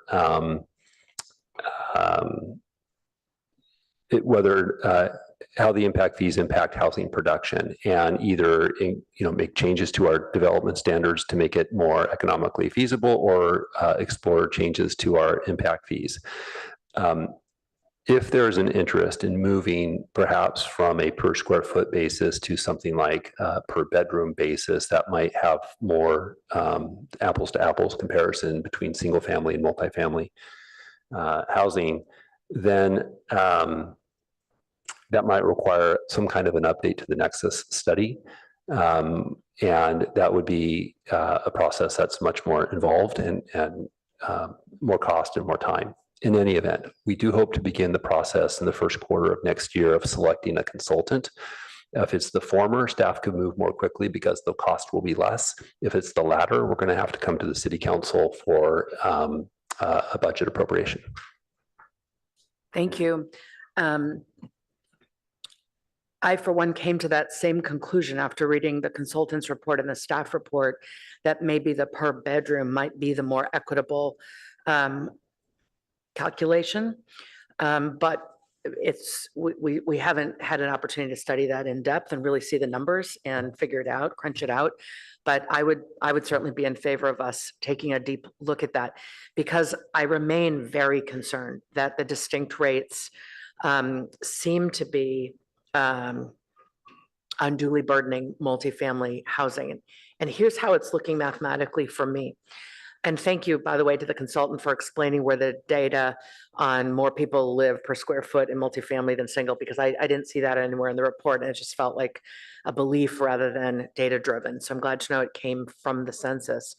But nevertheless, we've got these dollar figures per square foot now of $18.78 per square foot for single family versus $44.50 per square foot for multifamily. That's almost 2.5x. So by this logic, if there's one person in a single family home, the assumption is that 2.5 people are then living in the equivalent sized multifamily home.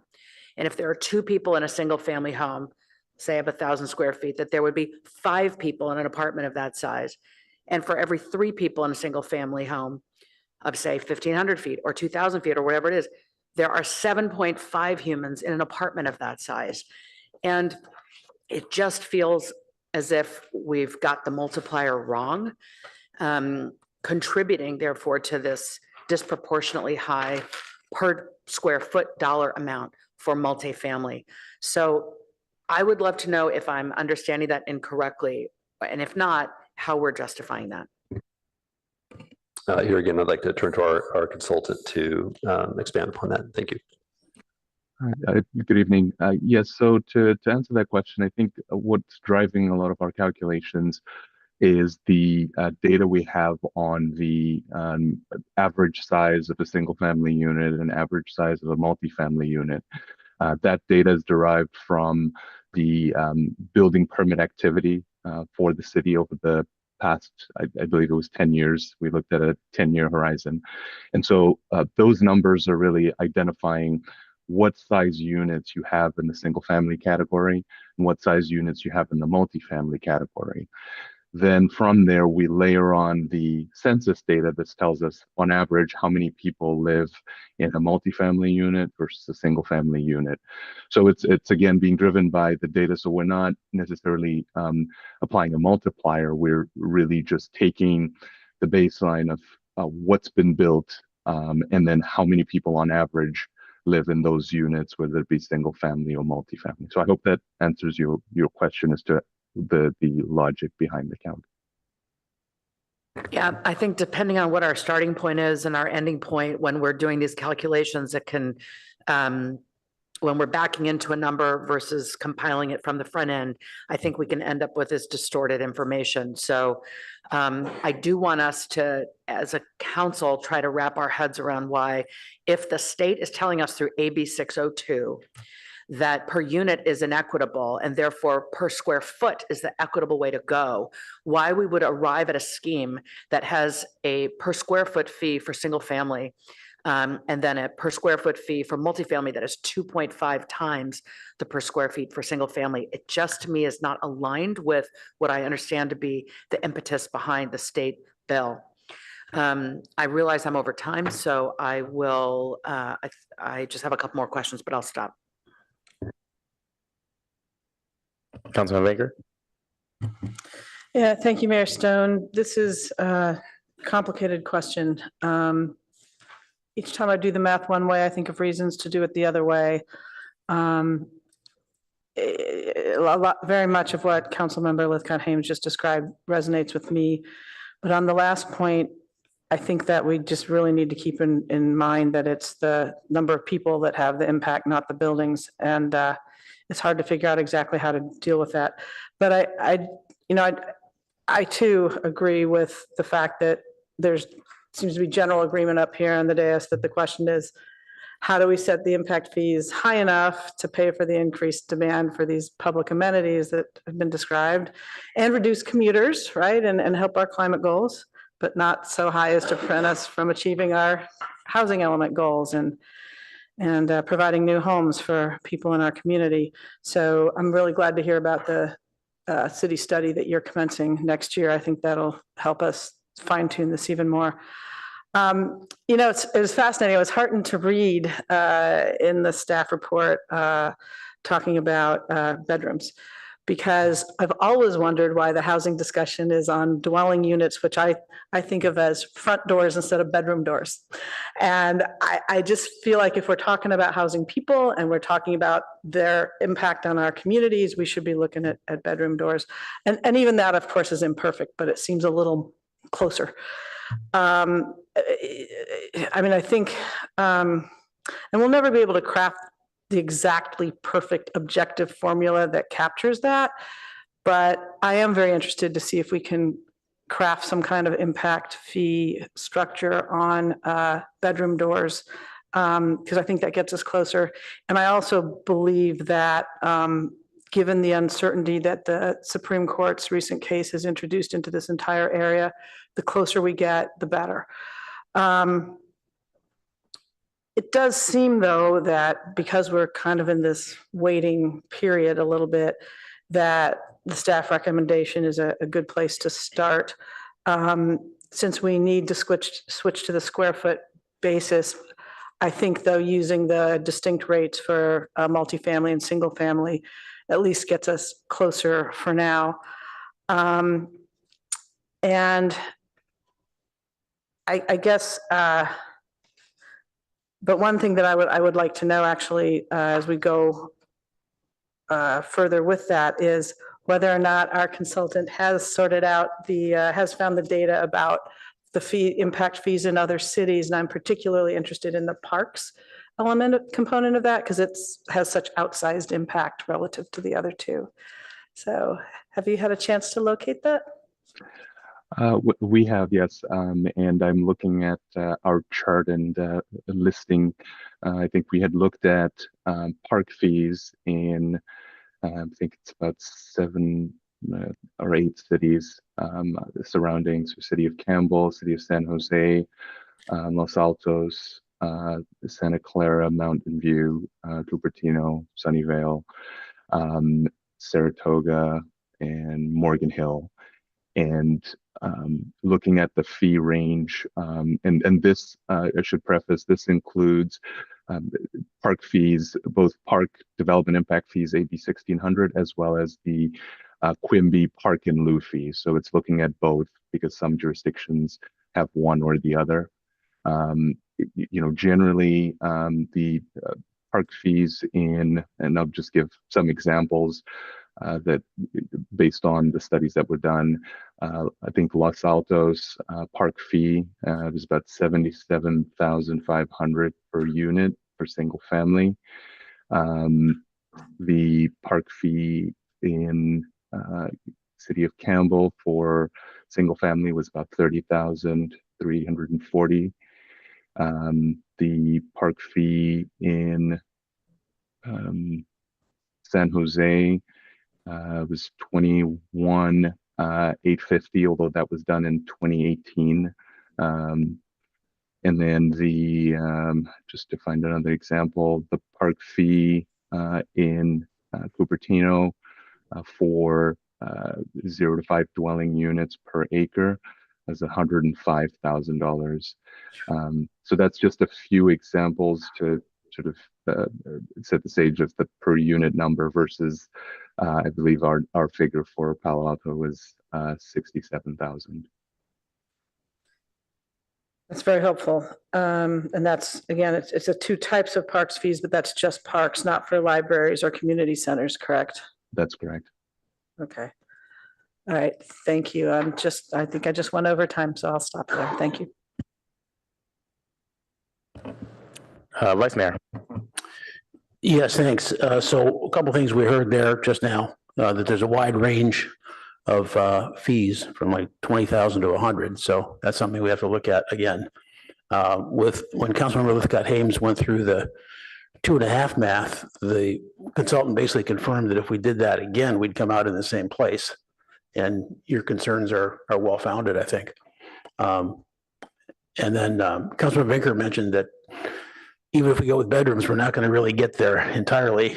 My one unit of market research is that I'm in a 5-bedroom house and we went down. We're 2 now. My daughter just rented a 5-bedroom house and they're going up and doing a good job of it. So looking at those two, we wouldn't get the right numbers. So I just think it's really helpful to understand that. We can't put a hard number on here, but we have to give it a good shot. And we just don't have that shot right now because of all the data that's missing. When we look at we just commented on the first category, which is the distinct fees, but then on the compliant fees, sorry, consolidated. It does say compliant here too. Anyway, it does. Page 7. When we look, we also stated the objective here is that the city needs amenities for all of its new people. Nobody disagrees with that. Developers don't disagree with that either.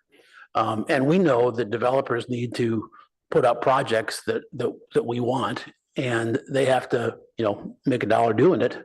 So they have to have it work for them. So that's the mutual goal. And I'm glad we're all identifying the mutual goal. So I was just trying to put some thought into, what can we do now, given that we have a year before we really have adequate data. And when you look at the, we get it right this time, the consolidated fees, if we went with that, using the averages, park fees would go down by about 50%.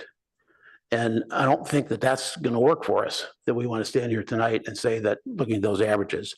Now, averages is tough because we know that some units are bigger or smaller than the average units. But when I looked at the averages, because that was the dominant number that was in there and did a bunch of math around that, the actual fee for both single family and the consolidated is actually the same as it is today, which underscores for me that if we just went with the dedicated fees, we aren't going to be changing anything. And we'll be changing something in a year from now. So I just tried to think in a different way to say, well, given that we're going to do that, and we know what we both sort of sides of this equation need, what could we do now? And one thing that, I thought about is we're talking about impact fees, but the developers are just interested in fees. Wherever they have to pay that fee, it's a cost of doing business, of getting the thing out. So my suggestion is, why don't we go ahead and have the study that's already going to happen, but direct staff to go back and take a look at for the 20% affordable that we're requiring in these projects, that those be basically evaluated for impact on the city, to actually give those as sort of free. waive the fee on those. Because that gives some developers, when it's approved, but earlier than a year from now, known data that those fees are going to go down if we decide to vote for that. And that would be on 20% with 80% AMI. And my thinking there is that that is the most crucial segment that we have to get because it's so hard to get.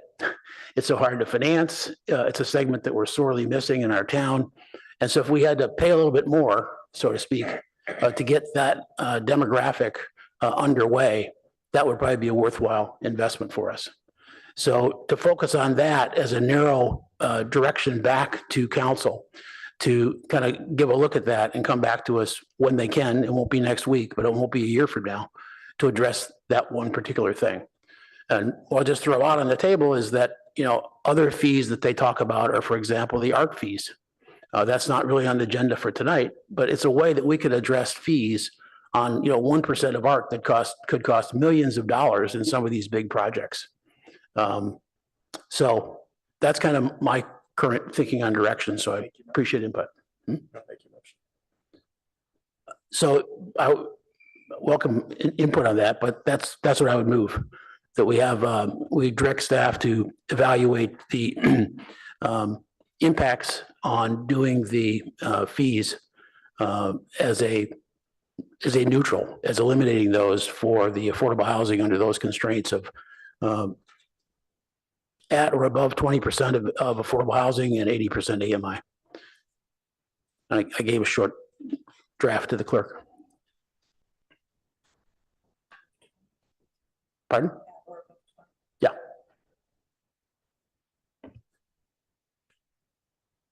I'll second the motion.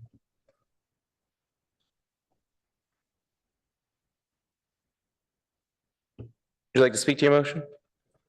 Only to say that I think that in parallel, what's already happening is going to happen. And any action we take tonight on the study or getting more data before that isn't really going to be that fruitful because we need the full up study. Yeah, I'll just add, I agree with the vice mayor's reasoning here. I think here we're really trying to strike this balance of recognizing we're going to have significant impacts over the next decade with hopefully 6,000 plus new housing units coming to Palo Alto. And we're going to need to find a way to be able to pay for those increased capital investments that we're going to need to have in order to be able to mitigate those impacts. And so collecting those fees continues to be an important source of revenue for the city. And as a reminder, right, those are all going to be earmarked for the particular impact. So I think that's going to be critical. But balancing that need with actually ensuring that this housing actually gets built during that time. I've talked to several developers over the years trying to understand what has been the biggest impediment to getting housing actually built in Palo Alto. And our high impact fees continue to be listed as seems to be the kind of the top three, which is the theme that I've been seeing for a while. So, and I agree with, I don't think we're quite there yet. That's why I think that new Nexus study that will be coming next year is going to be so critical in being able to really kind of flesh this out a little more. But, just adding on, I mean, the affordability continues to be the most challenging thing. I really have little doubt that we'll hit our market rate numbers. I strongly have concerns about the affordability, just like the rest of the state has really struggled on that. So any lever that we can pull to encourage increased affordability, I think is great. I wonder what one addition I might add, if the vice mayor is open to it, would be in item 1 after 80% AMI, if we were to include and a 50% reduction in fees for units between 81% and 120% AMI. I think that just allows us to continue to just encourage the real affordability, which is what we want. But we still need to hit our targets within the 80 to 120%. And I think maybe a 50% reduction would provide additional incentive to get there. I don't think we should be going to 120 because that's really market rate. Some people like to call that workforce, but it is 120% of AMI. So maybe 81 to 100%? Yeah. Okay. I accept that. Great. And yeah, and agree. And I guess 2 includes continue to look at park impact fees. Those are very high, and you mentioned the public art fees. That's all included in item 2. Doesn't have to be, but could be. Oh yeah, I mean, I read it as that, so I don't know if we need to call that out, because I do think those need to be assessed as well. So I guess I have a question of where, if 2 is a reference to 1. That was my intent, yes. Or if 2 was a reference to the larger study that we were talking about as being kicked off next year. I would say the more development impact fees that we add to the study that we would work on, it's going to make the process more complicated and potentially take longer. And I'm trying to remember the last time we updated our park impact fee, or our parks, I'm sorry, our arts Public fee. art? I kind of feel like it was somewhat recent. Yeah, but anyways, we can look at that, and of course, any council direction that we get, we can look at administratively and see, is it planning and development services that works on that, or is there another department in the city that might run a point on that? It may be a different process to get from here to there. Right. Exactly.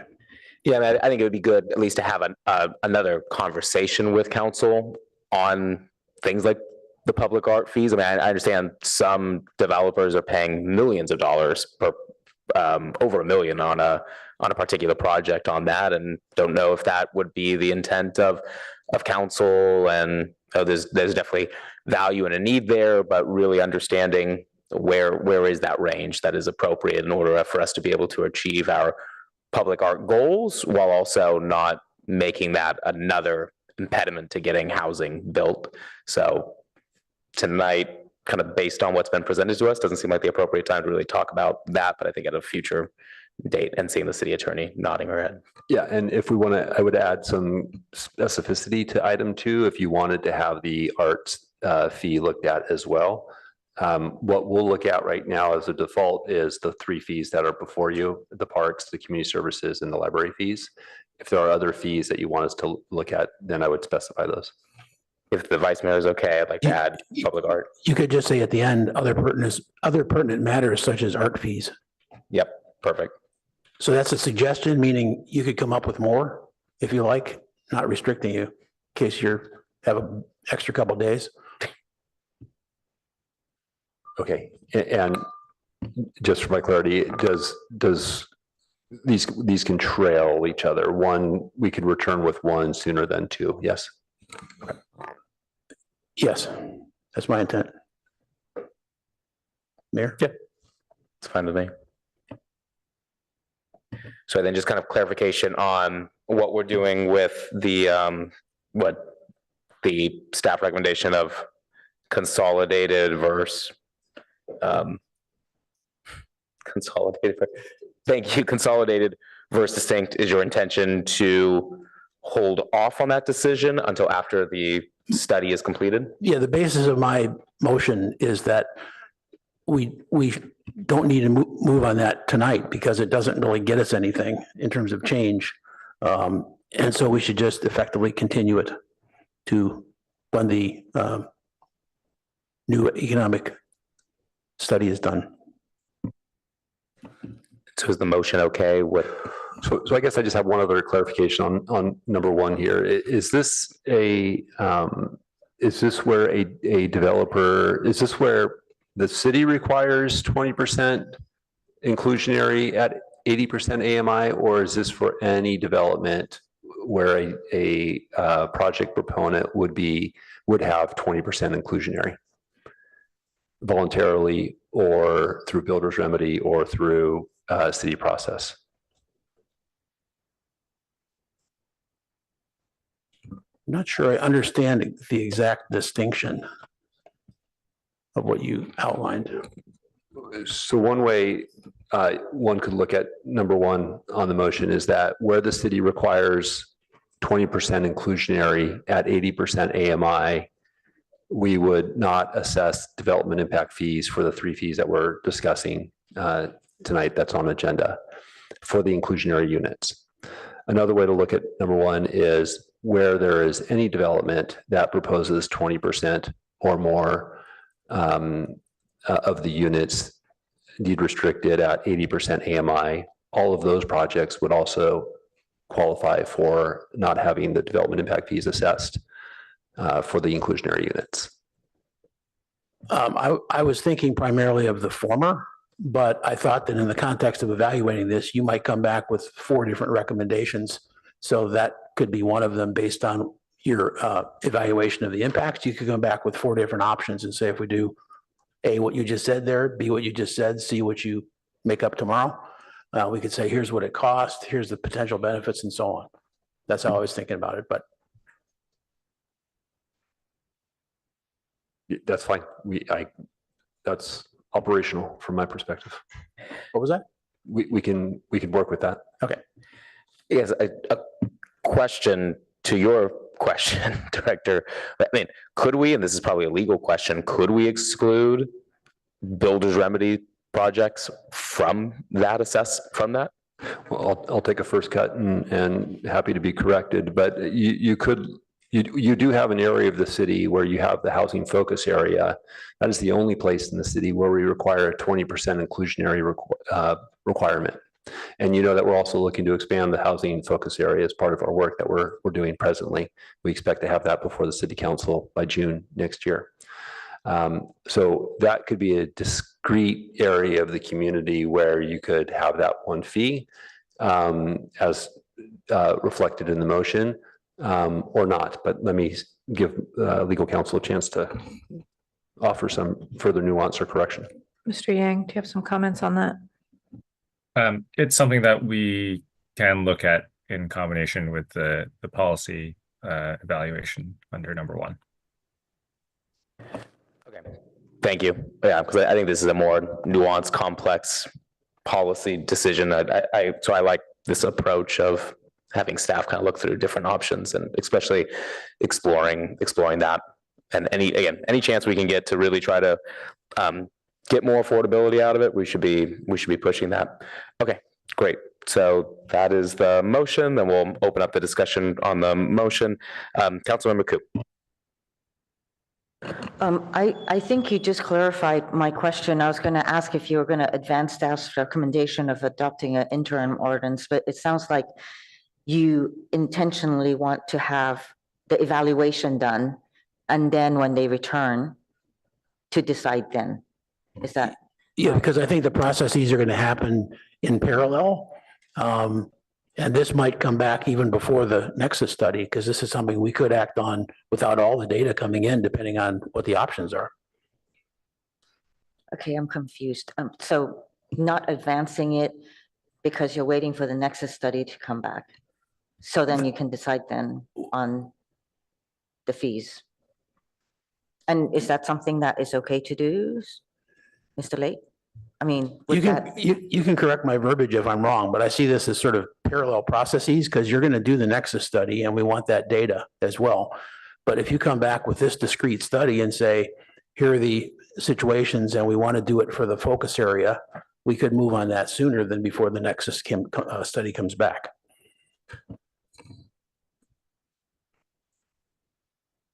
So I don't see one as a study so much as it is carrying forward a possible set of direction from the city council to address concerns that have been stated about the city's impact fees as an interim step to the city embarking on a much more comprehensive Nexus study and fee analysis. So I would anticipate, and I have to take a look at our work plan and so forth, but within the first half of next year, potentially the first quarter of next year, I would probably return with item one and the analysis would really be a fiscal analysis, as we do in our staff reports, and frame some of the policy and potentially some of the legal considerations that may be warranted. Molly? Yes, could I just add, following up on Councilmember Ku's question? I'm not sure if this is intended to be the entirety of your action tonight, or if this is in addition to adopting the conversion of these 3 fees to a per square foot basis.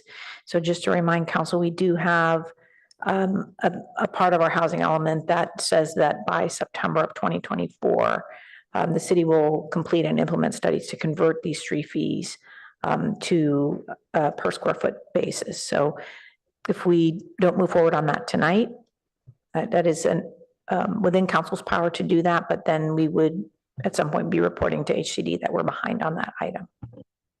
And when I was reading the staff report, I think staff, what I gathered is staff is asking for direction on exactly what you mentioned in the points 1 and 2, but also to adopt the ordinance or to give another method. But I do read it to say that to adopt an ordinance. So, and it's an interim. So I'd like to see if you would consider that, or is this a substitute? Yeah, as I say, I think these are somewhat separate parallel motions, but I'm not objecting to what the city attorney said. And in addition to everything else I said, they're trying to bring it to compliance with the housing element, which also has a deadline. So in a way, by adopting this, putting the adoption of the interim ordinance on your motion, then it would also bring us to compliance. And I think that's what staff is trying to do. Would you be willing to consider that? Totally up to the mayor and the city attorney. Gets to the same place, but I really like it. Totally up to the mayor and the city attorney? No, I'm fine with that. I'm saying procedurally, however you want to manage it is fine. Yeah, I'm fine then including that into the motion as item 3.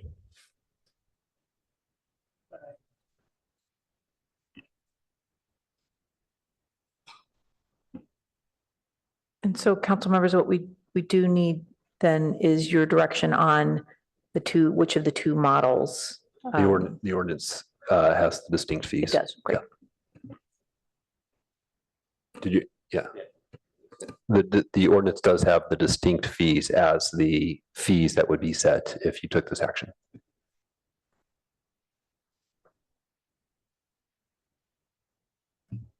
Councilman Ku, was that it? That helps a lot. Okay. Thank you. So I don't know which order of lights. I'm just going to go down the road this way then. So Councilmember Vinger. Thank you. I think this is interesting and creative. I'm glad it's coming back to council because I'll be very interested to hear from the public about it because it is new and different, and I think it'll be helpful to us in figuring out what to do. And we were so efficient tonight that we didn't get to hear public comment, so I think that'll be helpful. I rang in initially to ask basically what Councilmember Ku just asked, which was, we still have an agenda item to comply with the statute and our housing element. So I'm glad to see item 3 was added. And I support that. And I think that because it'll be a year, that in the meantime, we need to make this adjustment. And I think having it as is with the distinct option is the way to go. So with this addition of 3, I support it. Councilman Lifcott-Hames. Thank you, Mr. Mayor. I'm appreciating what we've got so far. Really excited to see the suggestion that the BMR units be exempted from impact fees so that we can incentivize the building of more of them. I have a couple of friendly amendments to offer. One is I'd like to see that fees be assessed later in the project lifeline, such as when the certificate of occupancy is given, which is when the developer is about to lease or sell the units and therefore bring in income. And my second friendly amendment is, given that our current fee situation is in flux with an additional deeper dive coming, I'd like us to hold developers to the lower of today's rate versus the rate when the fees become due. That is, if we end up lowering rates, I would hate for somebody to be get a new project going today, subjected to higher fees, and not be able to take advantage of our updated thinking. So I wonder if there's any appetite from the maker and the seconder for either of those friendly amendments. One is fees assessed on certificate of occupancy, and the second that developers are held to the lower of today's rate versus the rate when their fees become due, as we are in this period of deciding ultimately how fees should be calculated. Mr. Mayor, I think legal staff can fill in the status on this in a way that will be helpful to Councilmember Lithcott-Hames. Yeah, so both of those suggestions are already features of either our ordinance on fee administration or of state law. So there's a state law, and it's also reflected in our code that allows fees for residential development to be deferred payment until certificate of occupancy. And then there's also a rule in our code that says that the fee level is what's in effect at the date of payment. Although if there's a developer that has a pending project with an SB 330 application, that state law would also protect them from fees increasing beyond just an inflation increase. Great to hear. Thank you so much. And my final question, just to see whether there's an appetite among my colleagues for this, is I would amend it further because of my concern about the inequity between the the distinct rates, perpetuating great inequity between single family and multi-family housing units, whether per square footage or unit. I'd like to see us go to consolidated right now. I do not think the distinct structure is what AB 602 was intending for us to create. And that is why, as we continue this conversation, I would prefer that we adopt the consolidated per square foot fee tonight. And I approach the maker and the seconder as to whether they are open to that amendment. Yes, I'm not open to that because of what I said in my earlier comments, that what that would do would be immediately reduce the development fees in half and take away that half until the new fee schedule came out. And that's, a lot of money, presumably. So the idea was exactly the reverse, which is let's address just the affordable segment and do some discounting there.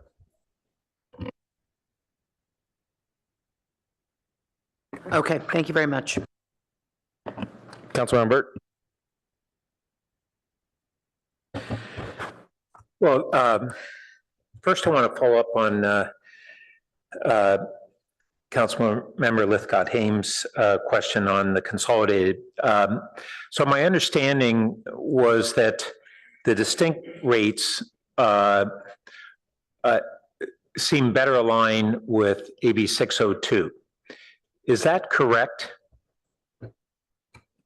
That's what we report in our report because it reflects the size and the impact based on the housing type, single family. We can distinguish single family from multifamily. I guess I would just jump in to clarify that AB 602 doesn't speak to how you structure your fees. It just asks that you have them be expressed in a per square footage manner. But we believe that distinct fees are more consistent with the constitutional law as well as the Mitigation Fee Act, which is separate from AB 602. Well, and that last point you made on consistency with constitutional law, and we have recent Supreme Court decision that runs up against perhaps our own motivations to not discourage or unfairly burden multifamily housing. And I think we're grappling with those two different competing objectives. And if I had my choice, I think on the interim basis, I would prefer the consolidated because until we have more accurate numbers, the proposed distinct rates, even though they're based upon projections of housing occupancy levels, they certainly do discourage multifamily and for basically the same amount of revenue that would be accomplished. So I'm struggling with this issue. If we went with the consolidated rates, to what extent would we be placing ourselves in legal jeopardy? I know that some of this would have to be confidential, but to the extent that the city attorney can speak to that, I'd appreciate it. So what I can say in this forum here tonight is that the constitutional principles of nexus and proportionality, which our Supreme Court made clear in a case earlier this year, do apply to this type of legislatively adopted development impact fee. Those require a close connection between the type of development, the category of development, and the impact that has as a basis for the fee. And so that is the reason that Councilmember Burt is highlighting this issue, and Assistant City Attorney Yang spoke to it as well. This is a constitutional principle that cities are called on to attend to the closeness of the link essentially between the development type and the amount of the fee. Okay, thank you. No, I think for those reasons, even though from a policy standpoint, I would prefer the consolidated rates, I think from a legal standpoint, I think I'm concerned that we'd be in jeopardy of adopting this structure. Instead of that, one, I guess want to say that I fully support adding 3. I was very concerned with this motion in the absence of 3 because we do need to have this update to be in compliance with both state law and our housing element. And, you know, it's, I think, a step in the right direction, but not far enough. And so one of the things that I would like to do is propose that we add an additional directive to evaluate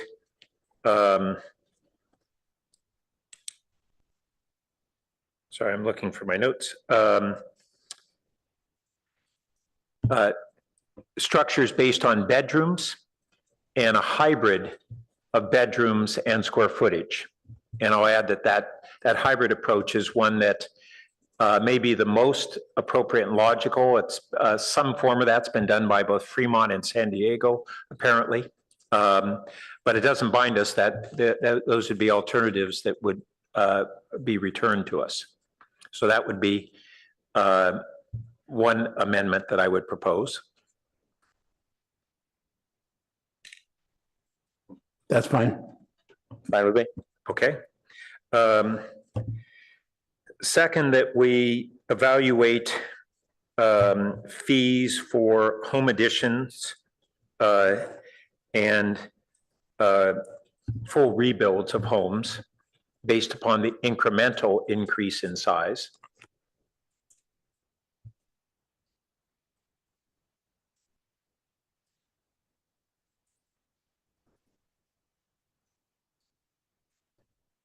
It seems like staff was trying to keep remodels completely out of the fray here. Well, actually, what I think I heard was that it's not in the fray tonight, but it could be in what's coming back. And maybe Mr. Lake could clarify on that. We can't implement it tonight. That's what I understood him to say. So I read the last addition that you're proposing to the maker and the seconder and item 4 as being related to the if the feasibility study that we're going to take on next year. And in that context, certainly we can study that. Correct. Okay. So in that light, I propose that amendment. The item's not finished yet here. Is it? Because you mentioned full scrape as well as remodels. Yeah, home additions, not additions, and full rebuilds of homes based on incremental increases in size. Period.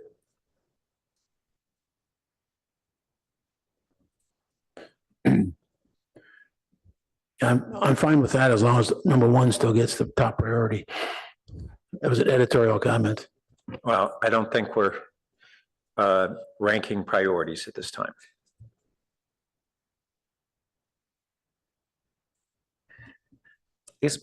Before I agree, my just question to staff, how much additional kind of workload is that in comparison to everything else? Because I do see, I mean, I see the ranking of importance here as that being absolute last and 1 and 3 being the top.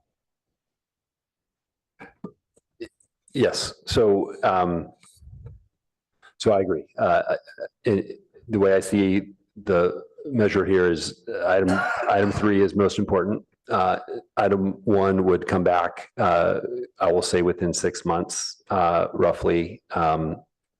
And items 2, 4, and the pending amendment are, to me, sort of grouped into this. Well, certainly 4 and 5 are grouped into the forthcoming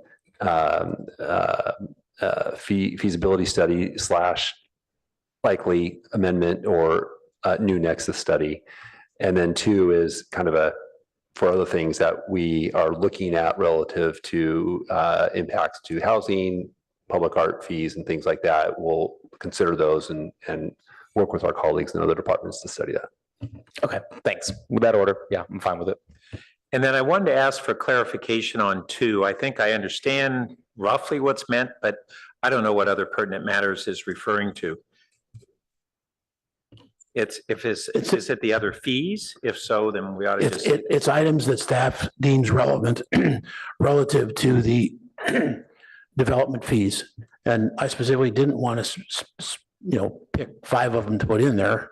And I had none, and I've agreed to 1 because it's an obvious one. It's a big number. Okay, so I'm just not envisioning outside of the other fees what's relevant. Is that to me? Yeah.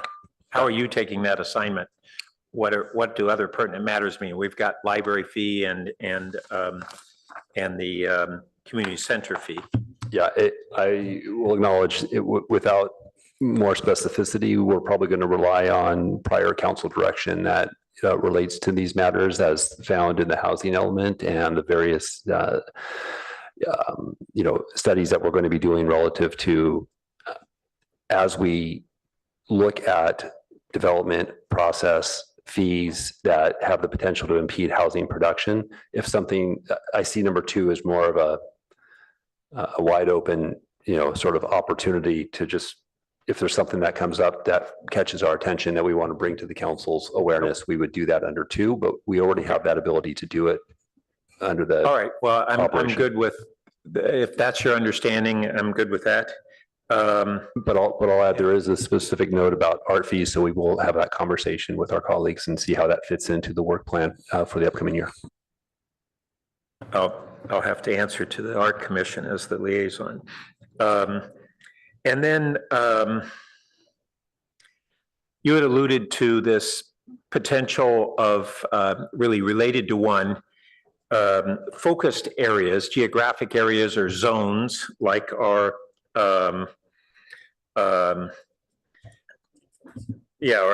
housing, was it? Housing focus area. On Focus area, HFA, yep. Do we need language that captures, I wouldn't want to be prescriptive to just say only that, but to look at appropriate zoning where exemptions may apply? So as I understood, the conversation that I was having with the vice mayor is that I'll take this at face value and present options. One option might be this only applies in the housing focus area. Another option is that it applies to any project where it's required or voluntarily added to a project. Yeah, that kind of range. I'm just not seeing anything in the motion that refers to anything other than a blanket application of one. Yeah. If you want to add more specificity, that would be fine. Alternatively, I would approach it from that standpoint that we're going to look at the housing focus area and where voluntarily added, and that would include builder's remedy. And if there's another component that I'm not thinking of on the spot, we would study that too. Well, I just want to give you the latitude. So perhaps language that would say all the language that's in there, and then say, and evaluate or provide recommendations on where this waiver would apply. Because otherwise it's not addressed. I think he understands that, but if that is the kind of wording that's helpful, then we can do it. Okay. Okay. Agreed. Councilmember Burt, Yeah. just to be clear, where would that go? Under one.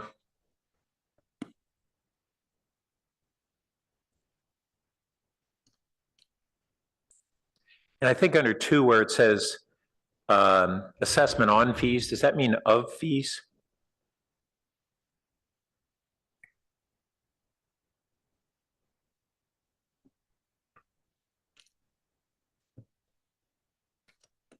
Does that sound right? Yeah, okay, thank you. Councilmember Tanaka.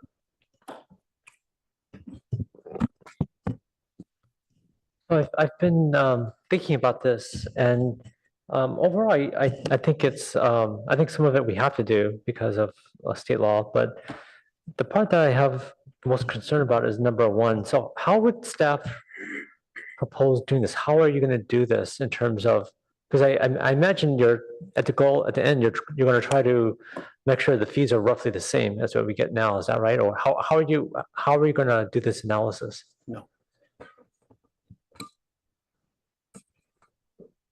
So I think there's a policy idea that's represented in one that tiers off of an existing policy where we do not assess development impact fees for 100% affordable housing projects. And this, as I understand, is done in some other communities. Development impact fees are not always assigned to inclusionary units. And so I think what number one does is ask to consider that, and the analysis that will, I mean, the text or the implementation of number one is actually pretty straightforward in terms of adjusting, preparing an ordinance. The analysis is, just understanding what kind of a, how much reduced revenue may be, or fees may be collected as a result of waiving these particular units. So I think if one just reduces or eliminates the fees for the inclusionary units, I think I'm fine with that. But my fear here is that this is going to be, one's going to be used to bump up the rates of all the other impact fees, the non-inclusionary, to kind of make it pencil out. And that's my main concern about number one. That would not be what staff would come back with. Okay. So is the idea that with this motion that all the fees would remain the same and just that we're going to eliminate a bunch of fees? Is that what you're saying? So I don't, and I would need this direction. Item number one is not direction to recalibrate the fees, do a fee study, do a nexus study. It would just be simply taking the existing fees that are adjusted every year for CPI increases and not having them apply to the inclusionary units. Okay. Well, if that's the case, then I'm probably okay with it. But for me, I am not interested at all in having the current fees for any type of housing increased. Because I think that right now, our fees are sky high and it prevents housing from being built. And we need housing of all types. And I just want to make sure that one's not going to be used to bump up a bunch of other fees, because I think the fees are already too much. And I also do worry about the multifamily issue, but I don't necessarily know how to solve it. Maybe some of these things here are okay, but I probably wouldn't be here. But if the fees do increase a lot for other ones, I think I'd be totally against it. Councilman Ku. Thank you. I wanted to, I like number one a lot. And was the intention to have it limited to at least 20% BMR? Because I also heard Director Late say it could read to have 20% BMR units or more at 80% AMI. So instead of capping it at 20, if a developer decides, yay, no fees, so I'll build more than 20%, then it gives them the opportunity to do so. That's why I think it says at least. That's why he says at least. So that, so you're not keeping it at 20%, it's going for more. Yeah. Okay, so the language, I just read it wrong. Okay, very good.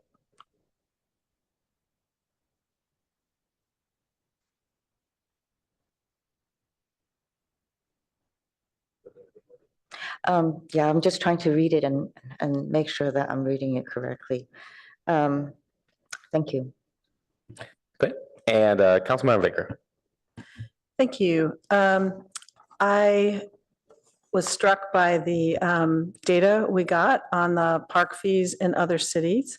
So I just want to make sure that item 2, which is the impact assessment of fees and other fees, includes looking at fees in neighboring communities. I'm getting a nod from Director Late, so it sounds like we don't need to say that there, but. Yeah, I'll just comment on that. Anytime we're coming back to you, and I'm sorry, it wasn't in this report simply because we were just doing a mathematical piece, but if we're adjusting the fees, we'll always bring you some benchmark information from other jurisdictions. That is excellent. Okay, wonderful.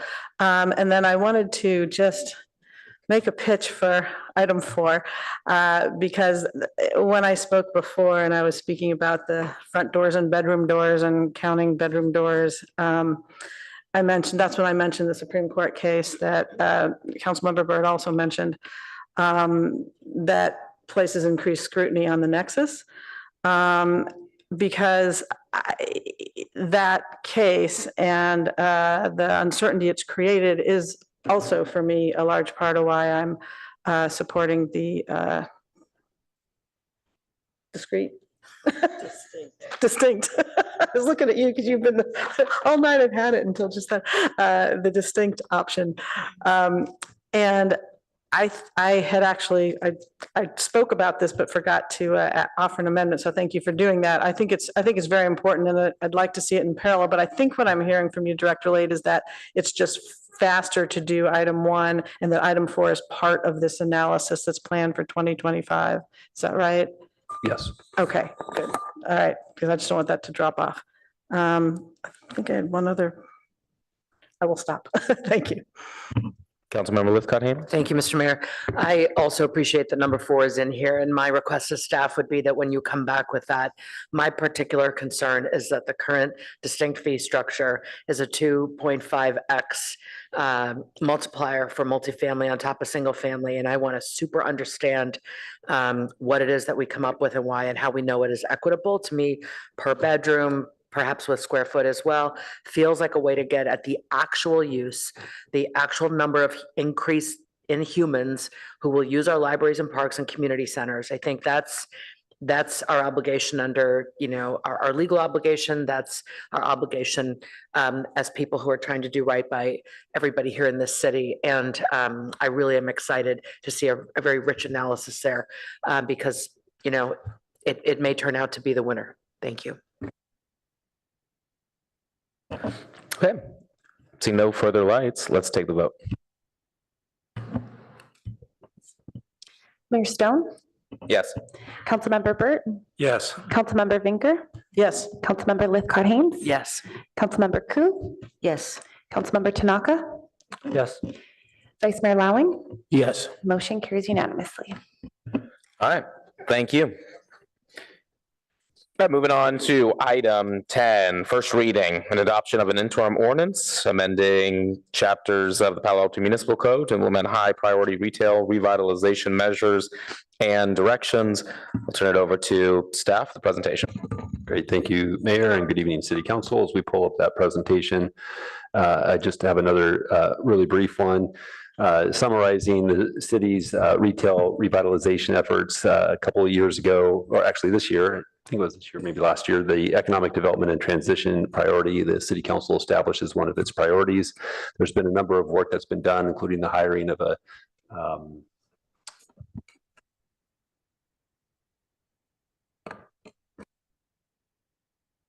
economic development coordinator at the city manager's office, the commissioning of the street sense report. In our department, Michael Baker International took that street sense report, has done some additional analysis and prioritized recommendations, which is included in your packet as attachment D, I believe. Since then, we've also had meetings with the Planning and Transportation Commission and more recently with the Retail Ad Hoc Committee. If we can go 2 slides forward, please.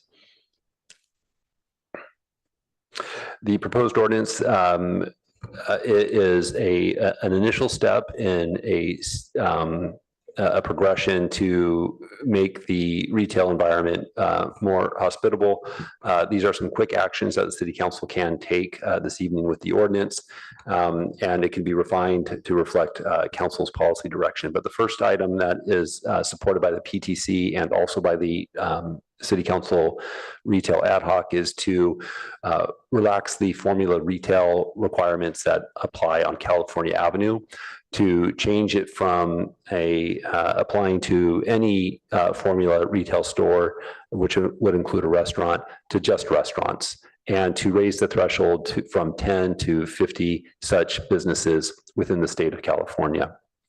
Additionally, the ordinance seeks to amend the retail-like definition to add financial institutions, including in the GF and the R combining districts. I want to highlight this because this is a change from some of the council's prior policies, but it is the recommendation of the consultant, and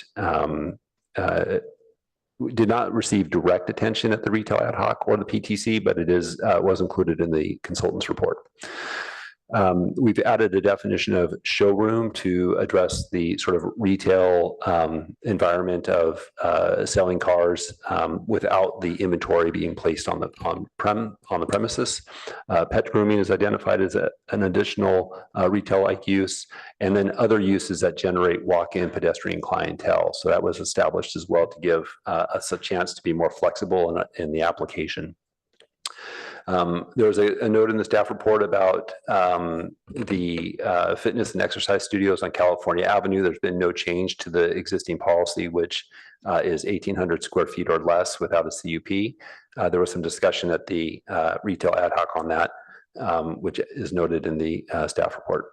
And then lastly, the ordinance before you this evening will add a more flexible standard. I would say not necessarily an easy standard, but still a more flexible standard than the existing provisions that exist today when it comes to adding non-retail uses where retail use already exists. Next slide, please. And then just to highlight again with our last item, there's still more work ahead, and staff intends on working with the Planning and Transportation Commission to take a look at the retail preservation geographic boundaries of that ordinance, and to identify opportunities where some non-retail uses might be able to occupy spaces that are currently covered by that retail preservation requirement. And then as a long-term project, there is a recommendation from our consultant to comprehensively update the city's zoning code, which has not been done in I believe, decades. And so staff also supports that request. We'll return to you in the next budget cycle with a proposal for that. Next slide. And then this next slide is just a clip from the staff report that's before you to adopt the urgency ordinance and the interim ordinance and give staff direction as I summarized in the presentation. And that concludes the presentation. Thank you, Director Lay. Turn it to public comment.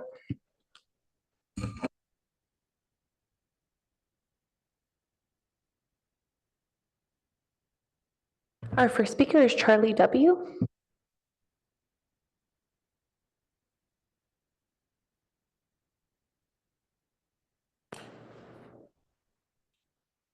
Good evening, Mr. Mayor, Vice Mayor, Council, and staff. Thank you for your continued efforts in supporting Palo Alto's business community and for keeping economic development and transition as a council priority. We appreciate all of your recent and ongoing efforts to support retail in Palo Alto. The continued success of the economic development and transition priority is implementing a revised retail revitalization measures. We regularly hear from our business community that there is a need to improve and redefine our retail regulations, including an expanded definition of retail. The Chamber agrees that increased flexibility for retail spaces is beneficial, including uses such as light medical, financial institutions, pet grooming, fitness, and other similar businesses that enhance the experience of the visitor. These types of businesses bring consistent and repeat customers. These consistent and repeat customers tend to frequent other retailers and promotes cross-shopping opportunities. Improving the desirability of our retail business corridors is a must, and it advances the Council's priority of economic development. The Chamber strongly supports this interim ordinance and all of your ongoing efforts to support and revitalize business in this community. And we look forward to continuing to work with you in support of these efforts and advance economic development. Thank you. Our next speaker is John S.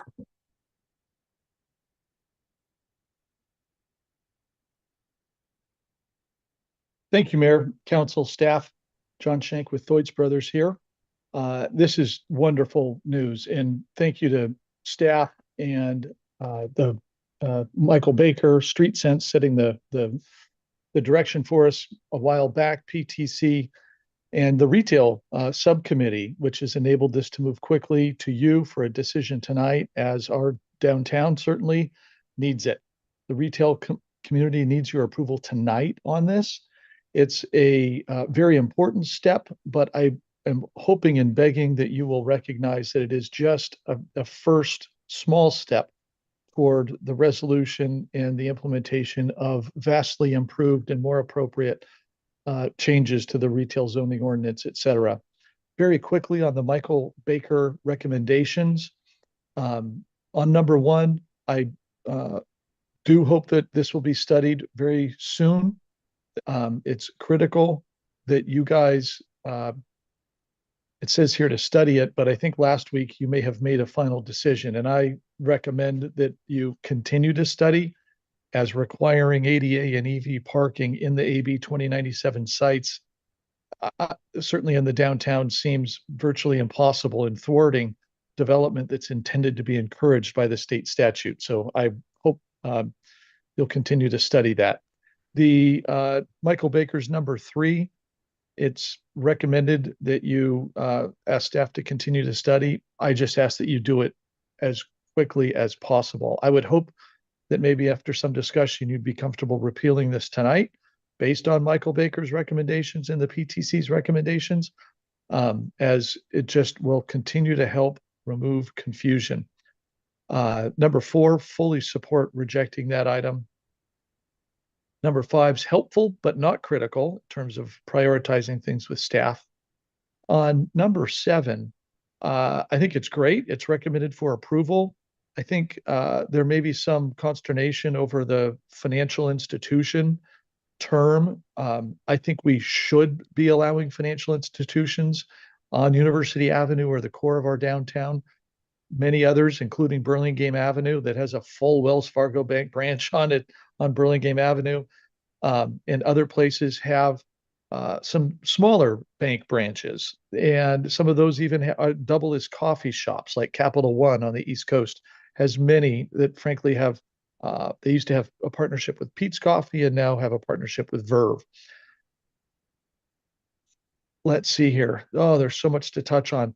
I guess my last point here, given the time, is that please look through the proposed ordinance language, like under in retail-like uses, and remove any and all subjective language, like significant increases in Your time is pedestrian up. traffic. Thank you very much. Our next speaker is Amy A.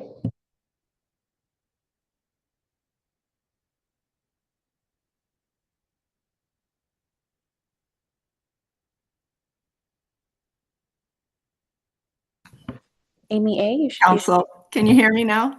Yes.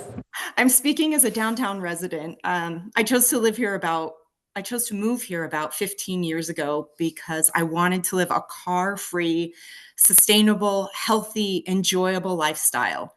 Vacancies in our commercial areas are such a threat to the life that I enjoy so much. I support your actions tonight and look forward to even more retail changes coming.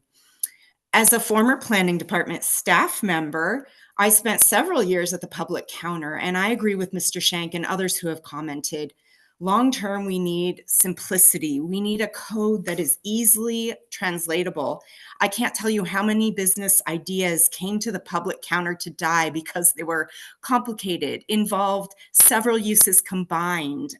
It was difficult to make assertions about what might be allowed if a new business idea came in. So I urge in the long term, keep it simple, keep it broad, keep it open, allow new uses that we haven't even thought of yet, allow staff to make that interpretation. And I've seen more times than I can count, a conditional use permit basically means a use isn't allowed. It's an expensive, time-consuming, complicated process. So whenever possible, make uses just allowed. We have other code provisions that can protect from unintended consequences from those uses. So thank you very much, and I look forward to seeing all the changes that are going to come in the future.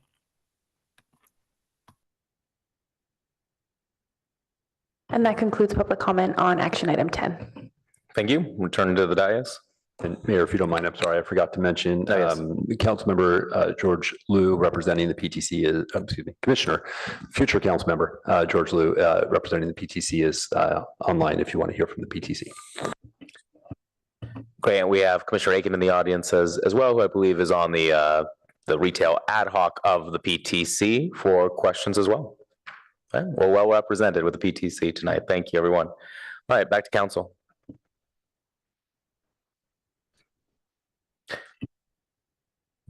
Councilmember Burt. Yeah, thank you. So I support the recommendations, but I have one clarifying question. Under financial institutions, can you provide the definition? And what I'm looking for is to understand whether the current definition would describe rather than prescribe essentially retail financial institutions, which I think is the intent, banks that are open to the public for walk-in business, credit unions, as opposed to other financial investment vehicles, private equity firms, VCs that are more office space and not typically thought of as ground floor retail, of which we have a lot.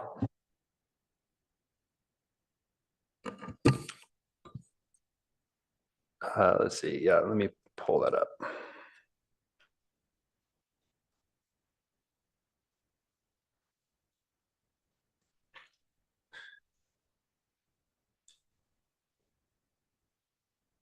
So I'm actually pulling up a financial service, which I want to take a look at.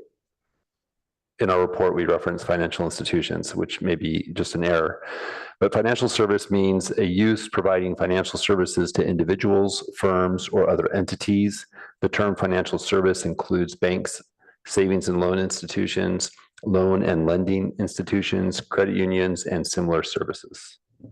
Okay, so when it comes to the motion, I'm going to propose a more clear intention there that it applies to walk-in retail financial services or. Okay.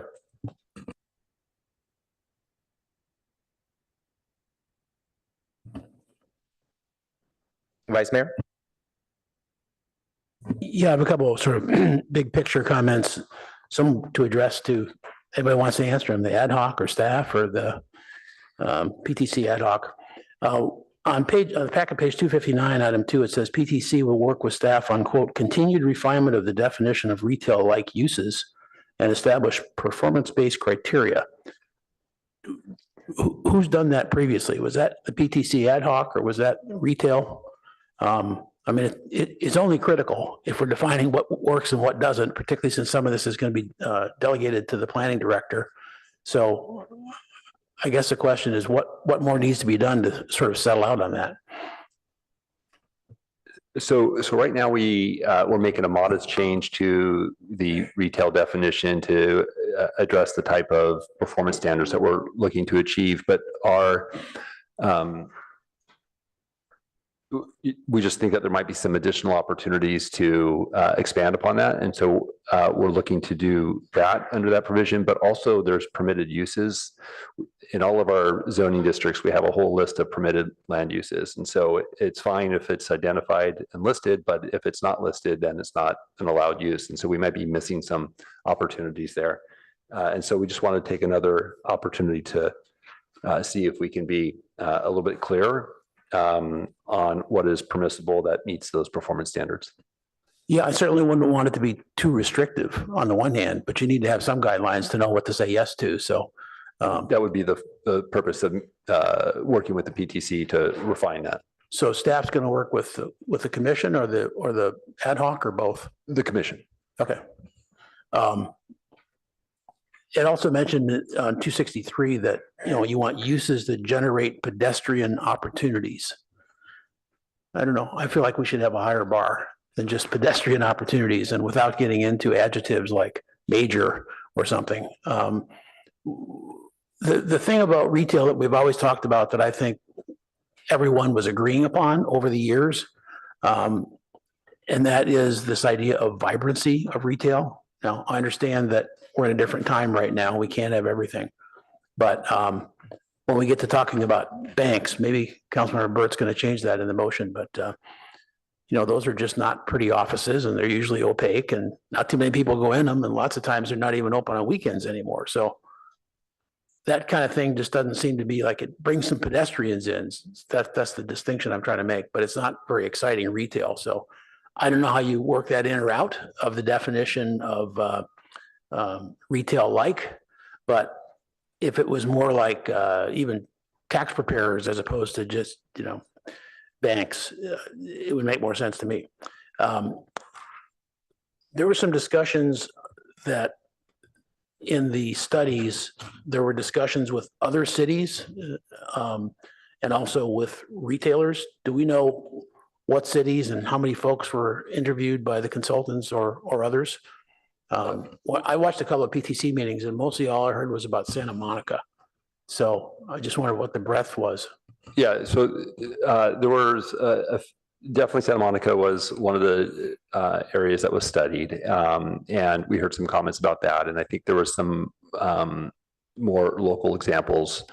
We may have looked at Los Altos, I'm not sure. What we didn't look at, which was flagged at the Retail Ad Hoc Committee as an oversight, was Burlingame as a comparable or at least a illustrative example. So that was, that's something that is not included in the report. And as far as the individuals that they've reached out to, I think that was included in the report. I can take a look at the attachment there. I will note there was a fair amount of fatigue at this point because the city had been engaged in a number of outreach and community engagement activities, whether it was the parks or California Avenue, and we're coming along and asking for additional information. And so we didn't get as much responsiveness to some of our inquiries, not through anybody's fault, but just that's just part of the process. You mean from the retailers? From folks that we may have reached out to, yeah. Okay, I have some other comments on the specific uses, but that's all for general. Thank you. Councilmember Vinger? Thank you. And I really appreciate the work of staff on this and the retail committee. Thank you for what you've done to get this here.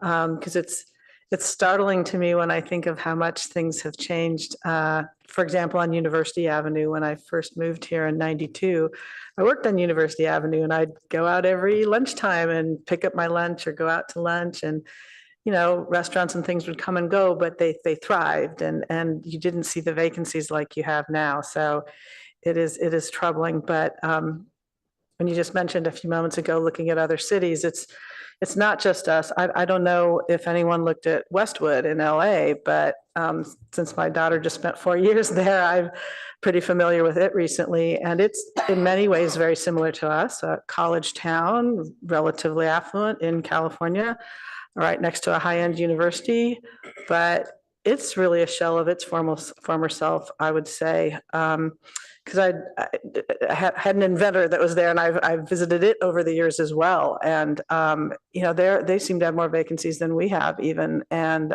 it just does not. It's a shell of its former self. So. But I have a couple comments, but I just have one question I'm just very curious about.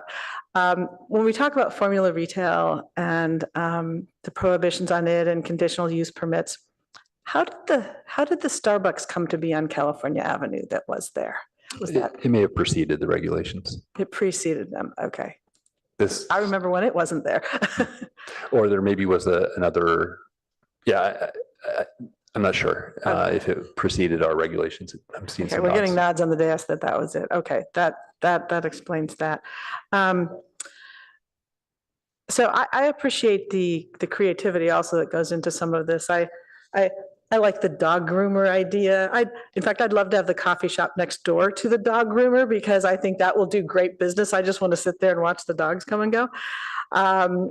I like the idea of auto showrooms. I mean, I'm thinking about there was, the Tesla when they opened up at Stanford Shopping Center and had a big party and brought all kinds of people there. And there's high-end car dealerships on Van Ness Avenue in San Francisco, and I think even at Santana Row there may be one or two.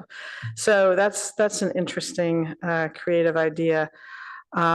I also like the idea of using the back of retail space for other purposes if need be to fill in occupants, and look forward to hearing about that and some of these other ideas at our 2025 goal setting meeting. So I think generally I really support, as the public commenters have, generating more of the foot traffic, loosening up the restrictions a bit, and appreciate the creativity around that. I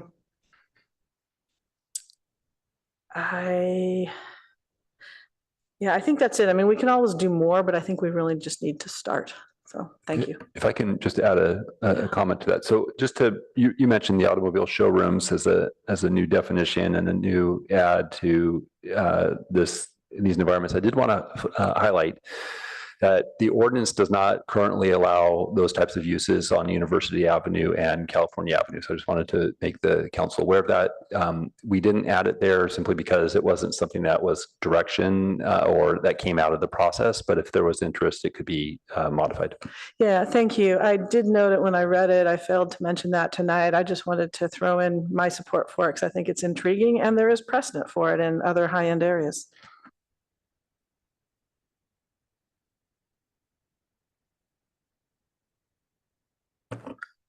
Don't see the lights. I just then have a couple of questions. So on the showroom, I agree. I think it's kind of a cool thing. I mean, I saw it in Waikiki the other weekend. It was in a great location and it was packed, and it was a nice kind of magnet, it seemed, for people to go in there and check out the cars. But one thing, the staff report is it seemed a little uncertain on as far as sales tax dollars that come from that. So I know you can go into the Tesla showroom at Stanford, you can sit down with a sales associate and you can purchase a car. Do we get those sales tax dollars, and is there a way to structure that? Yeah, that's, if I could respond to that, I think that is something we would need to look at. It would depend on the structure of that transaction and also obviously following the state rules.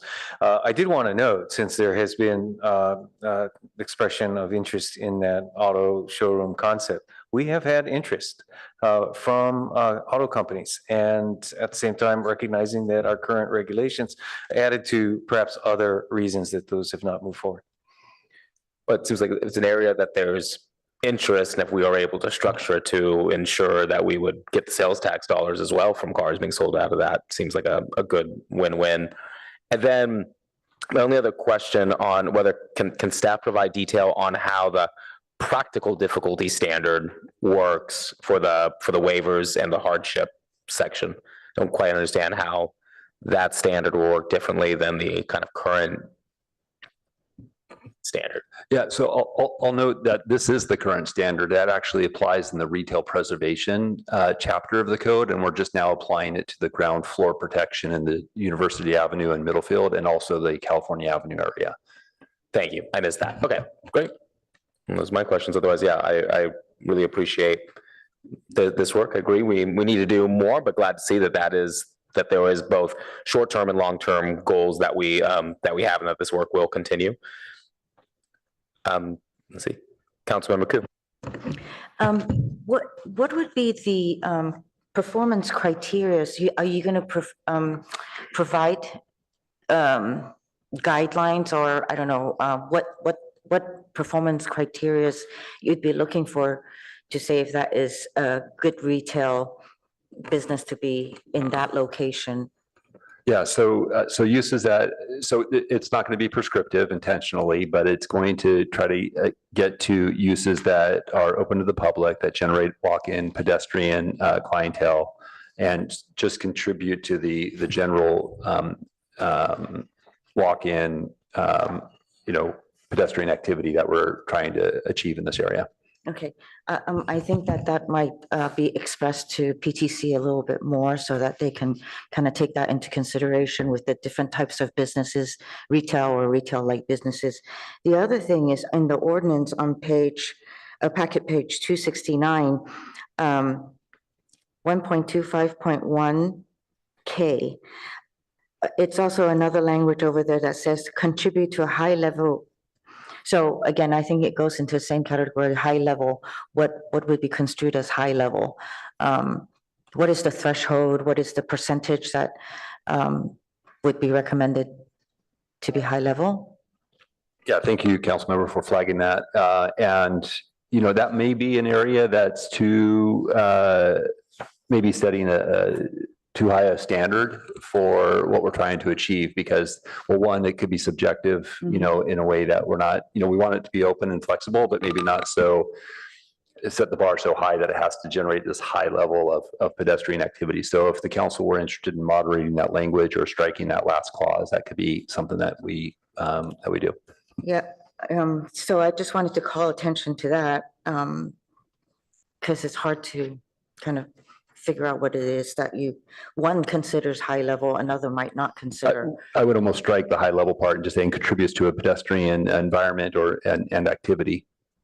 Vibrant is, maybe possibility. Possibility, right. Okay, then on the future efforts, the bullet number 1, which is review, update, retail preservation, geographical boundaries. As you're reviewing it, usually, on the main streets, I think there's more activity over there, and there's more interest in renting a spot, leasing a spot over there, and the prices are usually higher. So, and then on the side streets closest to the main street, there's also different uses there, and it might be more popular place to lease. So would you be looking into that detail? I would hope that there's that detail into looking at each street that intersects at that block closest to the main road, so that you can kind of look at what kind of uses would be best over there, what kind of retail-like uses and so forth that would generate pedestrian activity there. And this relates to the allowing non-retail uses in the retail area, or is this in reference to the waivers? I'm sorry, I wasn't clear. Well, it's gonna, I'm looking, for example, gyms, right? Gyms don't, I'm not quite sure they're the best places for main streets like University or California. But they might be better uses on a side street that is close to a main artery, Main Street. So for gyms, right now, I believe you need a CUP on University if it fronts, if a gym fronts on University Avenue. But for California Avenue, it's 1,800 square feet. If it's larger than that, it needs a conditional use permit, which what we're hearing from retailers is that, and property managers, is that the CUP is a bit of a deterrent. And so you wouldn't likely see gyms establishing at that higher square footage. The recommendation from the consultant was to increase that threshold from 1,800 to 3,000, but that was not supported at the retail ad hoc committee. Right. And therefore no change in the It's just that, why are we treating, I guess, the closed street different from University when it is also a main retail component? And then people who are gonna go and use the gym, it's usually a destination where they go versus they happen upon it because they were having lunch there and then they decide, I'm gonna go exercise now. Or after the gym use and they're all sweaty, they go out to try on clothes or makeup or whatever else there may be. So I think that those are some of the considerations I would like to have when this goes back to PTC for them to kind of review also. Then on allowing non-retail uses in the portion of retail or retail-like spaces, I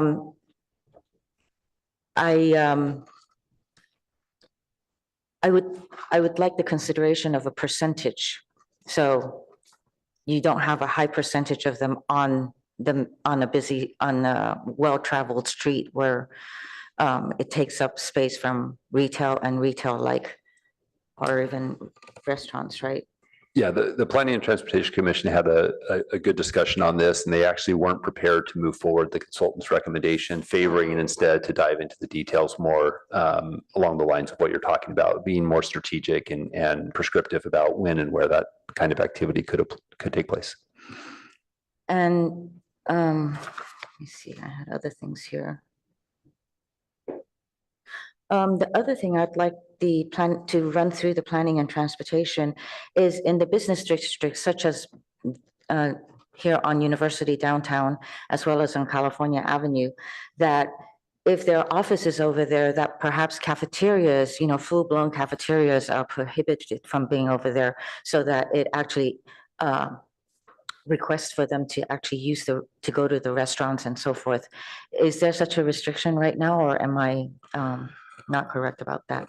I mean, they can have the kitchenettes, a little place, make coffee and so forth, but I don't know if a full-blown cafeteria with buffet style and so forth is something that is going to be correct for these business districts, especially where we're trying to incentivize more sales. Yes, so that's not addressed in this ordinance, and typically where we see that is when a office wants to take advantage of a provision of the code that allows for amenity space to not count toward gross floor area. And for many years now, we have not been allowing amenity space for restaurants that are in close proximity to our commercial business districts, so that it doesn't detract or take away from that foot traffic or that opportunity for people to go experience our restaurants and downtown areas. As you get further away from these downtown cores, we've allowed amenity space to include cafes and things like that, but that's at distance from the locations. Right, so it'd be great to keep that in mind also. I'm reminded of when the former Jungle Copy on High Street and when Palantir took it over, and they had I don't know if it's Palantir, but they did take it over and had a full-blown cafeteria in there. And that's right here in downtown, so it took away a lot of the businesses. And the other thing I'm reminded about, even pre-pandemic during the, I think it was like 2012, 2016 timeframe when there's a lot of office growth in downtown and rents was going up and a lot of the retailers had, some of the retailers moved out of town because of high prices. So we have to expect that to come back also, which is why I really believe that we need to ensure that there is some protection for retail and retail-like businesses on the well-traveled streets. I think that's about it. Thank you for the work that PTC does and for staff, and also, of course, the retail committee. But through the mayor, if there's something that we didn't ask, and if Commissioner Aiken would like to ensure that we know about it, I hope that if he may speak, that would be great. Sorry, do you have a question for him? I don't have a question, but I don't know if I've asked all the questions that. We still have more lights. Oh, you do? Okay, thank you. Maybe he'll come up. Councilman Tanaka. Yeah, so I want to thank everyone for their work on this. It's I think a good step forward. I think our retail area really needs it. So fully support in terms of what I guess what the attempt is here. In fact, I think we should go even further and really make it even easier. But I think, first steps first. So I think it's okay. I do like the idea of having like perhaps a car dealership on University Avenue. I think or showroom on University. I think that's pretty cool. So I like a lot of the ideas. Yeah, so I just want to make the staff recommendation. I make a motion for the staff recommendation, and I don't know from staff what we would have to do to enable, let's say, a showroom on University Avenue. To enable showrooms on you, yeah, I would just include that in your motion as direction to staff to include auto showrooms in the GF and the R combining districts. Okay, so that's my motion then. Thank you. And then, well, I guess I'll wait for a second.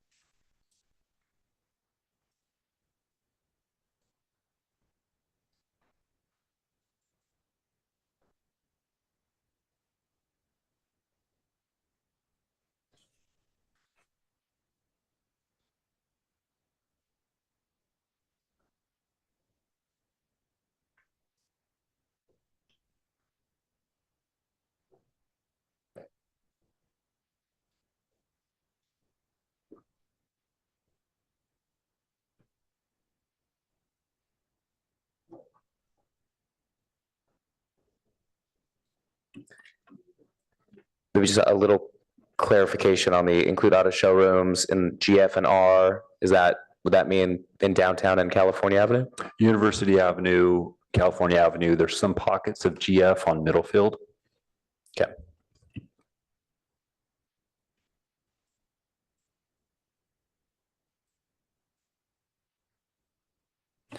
All right. Councilmember Vinger. I just had a point of clarification on, and the showrooms as distinct from dealerships, right? I think you made that point in the staff report. I missed. Showrooms as distinct from dealerships, so it's not the ones with the parking lots, it's the Yes. ones that are storefront. Okay, thank you. And to the clerk, I don't think we need to add the qualifying language of University Avenue and California Avenue. Yep, correct. Councilman Burt.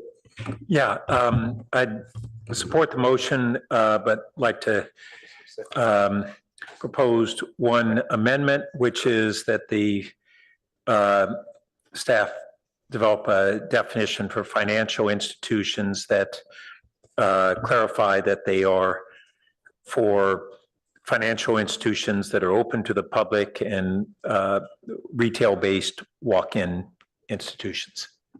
I'm fine with that.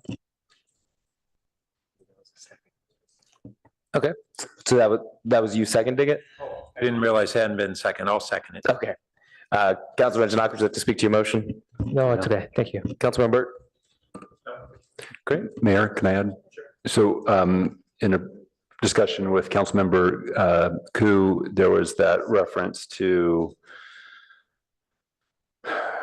the added definition on packet page 269, letter K, the last clause, and contribute to a high level of pedestrian activity. Staff agrees that that reference to high level of pedestrian activity may not be helpful. And so to, if you want to consider as part of the motion, striking high level. And contribute to. And that's on the that's on packet page 269, and it is 125.1 letter K, and it's the last clause that might be better if it read and contribute to pedestrian activity.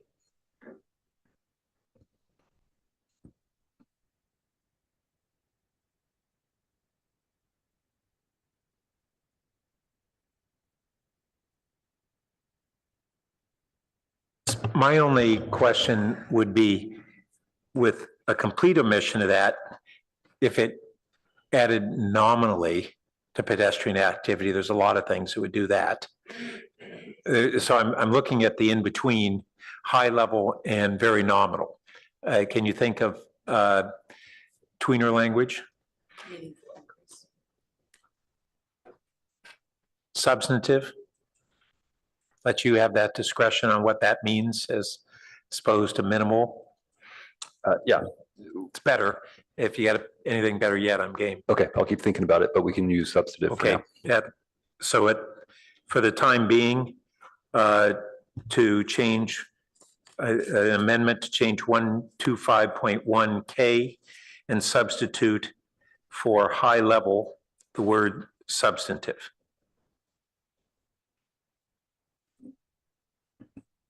Okay, that's fine. Okay. Okay, so speaking to the motion, Councilmember Ku. Yes, I wanted to ask, with item number 4, include auto showrooms. So that is direct direction to planning and transportation in order to include showrooms. And it sounds like it's already decided. I wanted to make sure that when you say automobile showrooms, negotiations to purchase a vehicle is also allowed in automobile showrooms, that you don't necessarily have to go to a dealership where they have lots of vehicles parked in the backyard, back parking lot or somewhere, but they can actually negotiate to purchase a vehicle in the showroom. Well, we've removed dealership actually from the retail-like definition and replaced it with a new definition of automobile showrooms to distinguish it from the high inventory storage areas. Okay, but you can still negotiate a purchase in the showrooms. Yeah, yeah. So we just don't know what the tax structure is. Oh, okay. So, okay.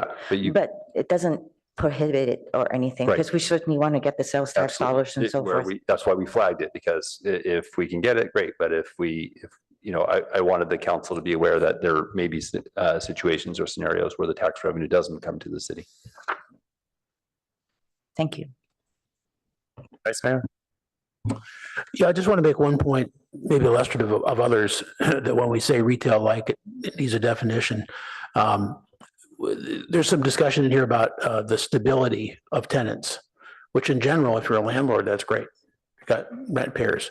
But sometimes if the stability is, a medical office, which we've talked about in various areas, it's not vibrant retail, it's going to be there for a long time, taking up a nice storefront where somebody else that's more exciting could move in. So it's a risk area that somebody has to figure out how to manage that.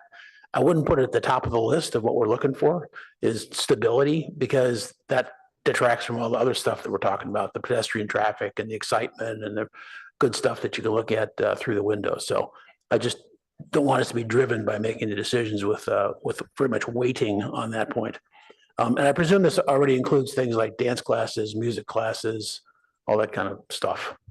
Yes. And then you'd have things like over in Menlo Park, there's a Christian Science reading room. kind of the same thing, not too exciting. Do you rule that out or do you rule it in? So, there's some judgment calls that have to be made here. There's everybody in it, everyone in it, never anyone in it when I go get my laundry. So maybe that's not enough traffic to qualify. Really appreciate the work of PTC and staff and the retail committee. There's a lot of detail when you work on these things and you've done it well. And my only plea is more soon and fast. Thanks. Councilman Lithcott Ames. If I might, to that point, and perhaps Councilmember Lithcott Ames is going to hit this and do a little plug for a study session happening later this week. Why, yes, fine, sir. Thank you for the reminder. There's a great study session happening run by the Retail Committee. I do believe it is on Wednesday, 9 o'clock to about 12:30. It's going to be an exciting opportunity to do a deep dive into these issues further. However, that is not why I rang my bell. I rang it because I do want to give kudos to the PTC. Y'all spent countless hours on this, and on retail, we had a relatively short amount of time with it, but tremendous work, and of course, on the part of staff, has gone into really trying to make this very complex, layered over time series of rules a lot simpler. So particular kudos to you, Mr. Late. Thank you. I do want to note that as these have all changed, as 2C is currently written, it doesn't reflect what it was that the Retail Committee passed. So the Retail Committee specifically said something slightly different. This is basically what we have here in the motion is the second half of what the Retail Committee passed. Retail Committee directed staff to analyze recommendation 3 as it was, to amend retail preservation ordinance and evaluate geographic boundaries for its application and permitted uses for what remains within potentially amended boundaries. So I wonder if the maker and the seconder would permit a friendly amendment to 2C so that it says, so it's direct staff to work with PTC to review and recommend whether to amend retail preservation ordinance and evaluate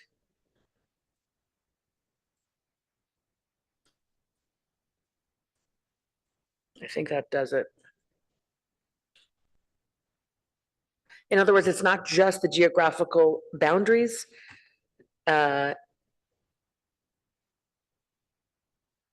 matter? Yep, okay. Councilman Tanaka. I'm fine with that.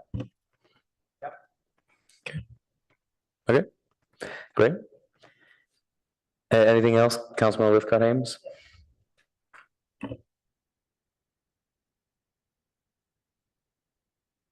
And Mayor, if I could just interject one last time. Yes. On item 6, I don't know that we've got the right word, but if with the council's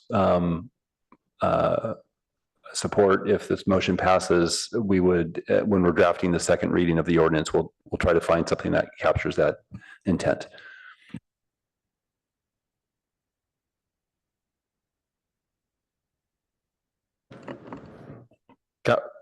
Councilman Ku? Oh, I'm fine with that. I thought that was directed at Councilmember Burton, but because you suggested something. I just wanted to get it on the record so that if it came back with a different word. Absolutely. On item number 6, because we'll have some time between now and then to think of how that should read. That's fine with me. And Councilman Tanaka. Yeah, actually, I was going to talk about number 6. I'm glad you mentioned it because I was just thinking, how do we measure it and how does it not be ambiguous? And how does a retailer that goes to counter, know whether it's this or that? So I think you might have covered it already, but thank you for addressing that. I do think that we want to make it unambiguous and clear. I think we know what the intent is, but it shouldn't be something impossible to meet. So appreciate your work on that. All right, I see no further lights, so if the clerk can call the vote.